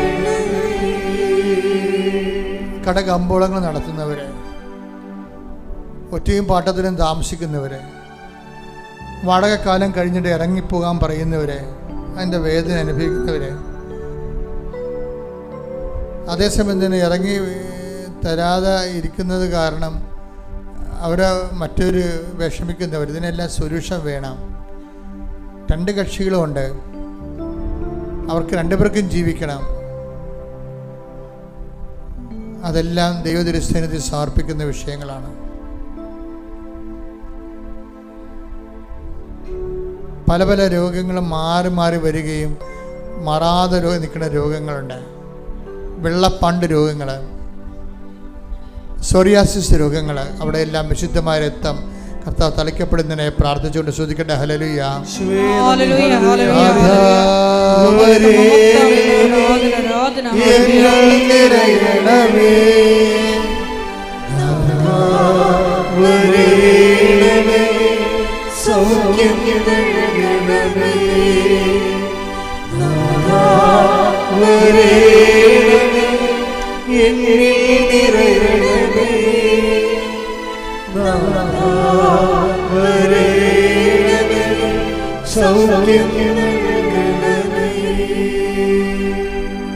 പ്രിയപ്പെട്ടവരെ, ജീവിതമാർഗം മുട്ടിപ്പോയവർ, കമ്പനിയിൽ നിന്ന് ടെർമിനേറ്റായി പോയവർ, തിരിച്ചു കയറാൻ പറ്റാതിരിക്കുന്നവർ, വിസ ഉണ്ട് പക്ഷേ ജോലിയില്ല, കോൾ ഫോർ ചെയ്യുന്നില്ല, അങ്ങ് ധർമ്മസങ്കടത്തിൽ ഇരിക്കുന്നവരുണ്ട്. ഭാര്യ ഭർത്താക്കന്മാർ തമ്മിൽ അകന്ന് ജീവിക്കുന്നവർ, അവർക്ക് ഒരുമിച്ച് ജീവിക്കാൻ ആഗ്രഹമുണ്ട്. അതിൽ ആർക്കെങ്കിലും ഒരാൾക്ക് ആഗ്രഹമുണ്ടെങ്കിൽ കർത്താവിൻ്റെ നാമത്തിൽ അവർക്ക് വേണ്ടി പ്രാർത്ഥിക്കുന്നു. 16 ദിവസം ഡേറ്റ് ഇട്ടിട്ടുണ്ട് നിങ്ങൾ ഒരുമിച്ച് താമസിക്കാൻ വേണ്ടി. വെള്ളമില്ലാത്തവരെ, ഇന്നലെ ഒരു സാക്ഷ്യം ഉണ്ടായ, ഞാൻ കിണർ കുത്തി, എനിക്ക് വെള്ളം കണ്ടില്ല. ഞാൻ കർത്താവിനോട് പറഞ്ഞ്, രണ്ടാമത്തെ കിണർ കുത്തുമെന്ന് വിചാരിക്കരുത്, ഞാൻ കുത്തത്തില്ല, ഞാൻ ഈ കിണർ കുത്തിയിരിക്കണം നിൻ്റെ നാമത്തിലാണെന്ന്, ഇവിടെ തന്നെ എനിക്ക് വെള്ളം തരണമെന്ന്. വിശ്വാസിക്ക് അവകാശമുണ്ട്. ശ്രുതിക്കട്ടെ. ഹല്ലേലൂയ ഹല്ലേലൂയ ഹല്ലേലൂയ ഹല്ലേലൂയ ഹല്ലേലൂയ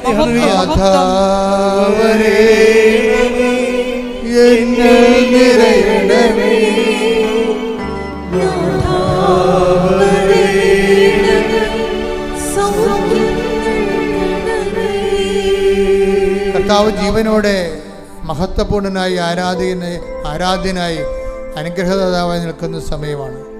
അമ്മ പരിശുദ്ധമ്മ ദേവമാത നമുക്കിൻ്റെ മാധ്യസ്ഥം വഹിക്കുന്നു. നിങ്ങൾ സന്തോഷമായിരിക്കണം. ഓൺലൈനിലുള്ളവരും ഇപ്പോൾ സന്തോഷത്തോടെ പ്രാർത്ഥിക്കണം. കാരണം നമ്മൾ ദൈവത്തിൻ്റെ സാക്ഷാത് ദൈവത്തിൻ്റെ തിരുസന്നിധിയിൽ അവിടുത്തെ അമ്മയായ പരിശുദ്ധ കന്യാമറിയത്തിൻ്റെ നമുക്ക് വേണ്ടി മാധ്യസ്ഥത്തിലാണ് നമ്മൾ നിൽക്കുന്നതെന്ന് ഓർക്കണം. വിശ്വാസത്തിനെതിരെ സംസാരിക്കുന്നവരെ പുച്ഛത്തോടെ പുറന്തള്ളണം. നീ നിൻ്റെ വിശ്വാസമായി നീ മുന്നോട്ട് പോകും. നമ്മൾ നേടും, കൃപ ധരിക്കും, നമ്മൾ ജയിക്കും. ശ്രുതിക്കട്ടെ. ഹല്ലേലൂയ ഹല്ലേലൂയ ഹല്ലേലൂയ ഹല്ലേലൂയ ഹല്ലേലൂയ മഹത്വം മഹത്വം ആരാധന ആരാധന ഹല്ലേലൂയ ഹല്ലേലൂയ ഹല്ലേലൂയ. നമ്മൾ ജയിക്കും, കൃപ ധരിക്കും, അമ്മയോടും കൂടെ ജോലിക്കും. എല്ലാവരും നമ്മൾ ജയിക്കും, കൃപ ധരിക്കും, അമ്മയോടും കൂടെ ജോലിക്കും. നമ്മൾ ജയിക്കും, കൃപ ധരിക്കും, അമ്മയോടും കൂടെ ജ്വലിക്കും. മാറാരോഗങ്ങൾ മാറിപ്പോകുന്നേ, അമ്മയോടൊപ്പം ആരാധിക്കുന്നു. മാറാരോഗങ്ങൾ മാറാരോഗങ്ങൾ മാറിപ്പോകുന്നേ, അമ്മയോടൊപ്പം ആരാധിക്കുന്നു. പരിശുദ്ധ പരമദിവ്യകാരുണ്യത്തിന് നേരവും ആരാധനയും സ്തുതിയും പുകഴ്ചയും ഉണ്ടായിരിക്കട്ടെ. കൊച്ചുമക്കളുടെ സ്വഭാവ വൈകല്യങ്ങൾക്ക് വേണ്ടി പ്രാർത്ഥിക്കുന്നവരുണ്ട്. കൊച്ചുമക്കളെ പള്ളിക്കൂടത്തിൽ വിട്ടിട്ട് അവർ സ്കൂളിൻ്റെ കാര്യങ്ങളും നോക്കാതെ എപ്പോഴും വീഡിയോ ഗെയിം കളിച്ചുകൊണ്ടിരിക്കുന്നവരുണ്ട്. വല്ലാത്ത രീതിയിൽ ഇങ്ങനെ ഇലക്ട്രോണിക്സുമായിട്ട് അഡിക്റ്റഡ് ആയിപ്പോയ കുഞ്ഞുങ്ങൾ അവിടെ വിടുതലിന് വേണ്ടി സ്തുതിക്കട്ടെ, സ്തുതിക്കട്ടെ, സ്തുതിക്കട്ടെ. ഹല്ലേലൂയ. മഹത്വം, മഹത്വം. നമ്മൾ ജയിക്കും. സ്തുതിക്കട്ടെ. ഹല്ലേലൂയ. മഹത്വം. യേശുവേ ആരാധന. ഹല്ലേലൂയ, ഹല്ലേലൂയ, നമ്മൾ ഹല്ലേലൂയ. ജയിക്കും, കൃപ ധരിക്കും, അമ്മയോട് കൂടെ ജ്വലിക്കും. നമ്മൾ ജയിക്കും, കൃപ ധരിക്കും, അമ്മയോട് കൂടെ ജ്വലിക്കും. മാറാരോഗ്യങ്ങൾ മാറാരോഗങ്ങൾ മാറിപ്പോകുന്നേ, അമ്മയോടൊപ്പം ആരാധിക്കുന്നു. മാറാരോഗങ്ങൾ മാറിപ്പോകുന്നേ, അമ്മയോടൊപ്പം ആരാധിക്കുന്നു. തലയിൽ നിന്ന് രക്തം കിരിഞ്ഞു പോകുന്നത് കാണിക്കുന്നുണ്ട് കർത്താവ്. രക്തം കിരിഞ്ഞു പോകുന്ന എല്ലാ രോഗികളെയും കർത്താവ് സുഖപ്പെടുത്തുന്ന കൈയടിച്ച് സ്തുതിക്കട്ടെ. ഹല്ലേലൂയ, ഹല്ലേലൂയ. മഹത്വം, മഹത്വം. ആരാധന, ആരാധന. Hallelujah, hallelujah. മാറിപ്പോകുന്നേ, അമ്മയോടൊപ്പം ആരാധിക്കുന്നു. മാറാരോഗങ്ങൾ മാറിപ്പോകുന്നേ, അമ്മയോടൊപ്പം ആരാധിക്കുന്നു. നമ്മൾ ജയിക്കും, കൃപ ധരിക്കും, അമ്മയോട് കൂടെ ജ്വലിക്കും. നമ്മൾ ജയിക്കും, കൃപ ധരിക്കും, അമ്മയോട് കൂടെ ജ്വലിക്കും. മാറാരോഗങ്ങൾ മാറിപ്പോകുന്നേ, അമ്മയോടൊപ്പം ആരാധിക്കുന്നു. മാറാരോഗങ്ങൾ മാറിപ്പോകുന്നേ, അമ്മയോടൊപ്പം ആരാധിക്കുന്നു. സൈന്യാധിപേ, സ്വർഗ സൈന്യാധിപേ, മണ്ണിലെ തേര് തെളിക്കാം. കൈയടിച്ചുകൊണ്ട് സൈന്യാധിപേ, സ്വർഗ സൈന്യാധിപേ, മണ്ണിലെ തേര് തെളിക്കാം. ശത്രുവിനെ പേരെടുത്തു വിളിച്ച് ക്രൂശുമരം ചുറ്റിലിരുത്തറയാം. ശത്രുവിനെ പേരെടുത്തു വിളിച്ച് ക്രൂശുമരം ചുറ്റിലിരുത്തറയാം. നമ്മൾ ജയിക്കും, കൃപ ധരിക്കും, അമ്മയോട് കൂടെ ജ്വലിക്കും. നമ്മൾ ജയിക്കും, കൃപ ധരിക്കും, അമ്മയോട് കൂടെ ജ്വലിക്കും. മാറാരോഗങ്ങൾ മാറിപ്പോകുന്നേ, അമ്മയോടൊപ്പം ആരാധിക്കുന്നു. മാറാരോഗങ്ങൾ മാറിപ്പോകുന്നേ, അമ്മയോടൊപ്പം ആരാധിക്കുന്നു. സൈന്യാധിപേ, സ്വർഗ സൈന്യാധിപേ, മണ്ണിലെ തേര് തെളിക്കാം. സൈന്യാധിപേ, സ്വർഗ സൈന്യാധിപേ, മണ്ണിലെ തേര് തെളിക്കാം. എല്ലാവരും മുട്ട നീക്കുക, മൗനമായി മുട്ട നീക്കുക. എൻ്റെ മക്കളെ, ഏതെങ്കിലും വിഷയം അച്ഛൻ വിട്ടുപോയിട്ടുണ്ടെങ്കിൽ ഇപ്പം അച്ഛൻ്റെ കൂടെ നിങ്ങളെ ഓർത്ത് പ്രാർത്ഥിക്കേണ്ടതാണ്. ആ വിഷയത്തിനുമേൽ ദൈവിക തീരുമാനം ഉണ്ടാകാൻ പോകുന്നു. ഏതെങ്കിലും വിഷയം നിങ്ങളുടെ അച്ഛൻ വിട്ടുപോയിട്ടുണ്ടെങ്കിൽ സ്വകാര്യമായിട്ട് നിങ്ങൾക്ക് ആ വിഷയം ഇപ്പോൾ പരിശുദ്ധ അമ്മയുടെ മാധ്യസ്ഥത്തിൽ ഈശോയ്ക്ക് സമർപ്പിക്കാവുന്നതാണ്. തീർച്ചയായിട്ടും നിങ്ങൾക്കതിന് സാക്ഷ്യം പറയാൻ പറ്റും.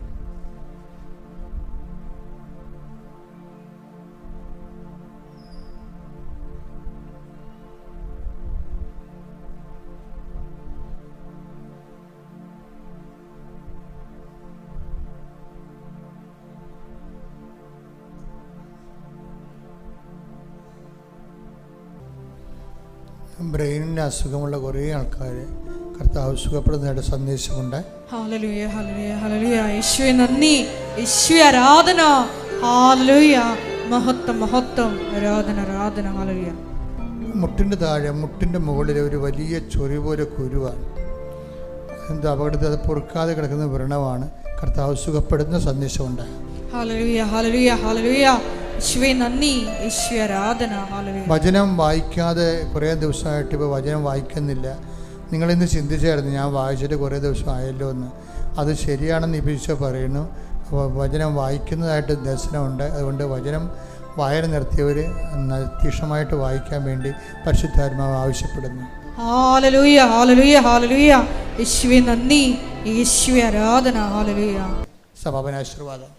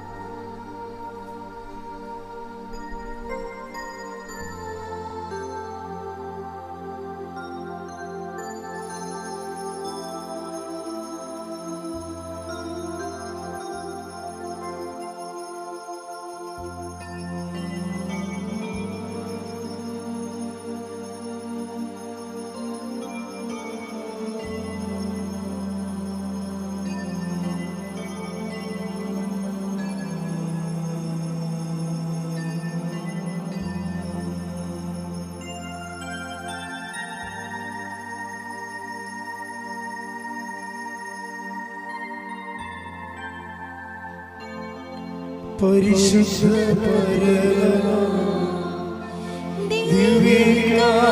ദിവ്യകാരുണ്യമേ,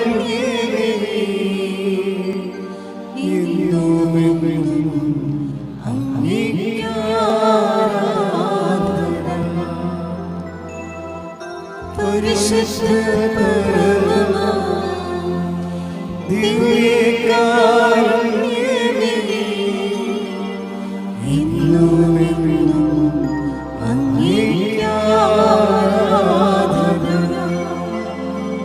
പരിശുദ്ധ പരമ ദിവ്യകാരുണ്യമേ, എന്നുമെന്നും അങ്ങേക്ക്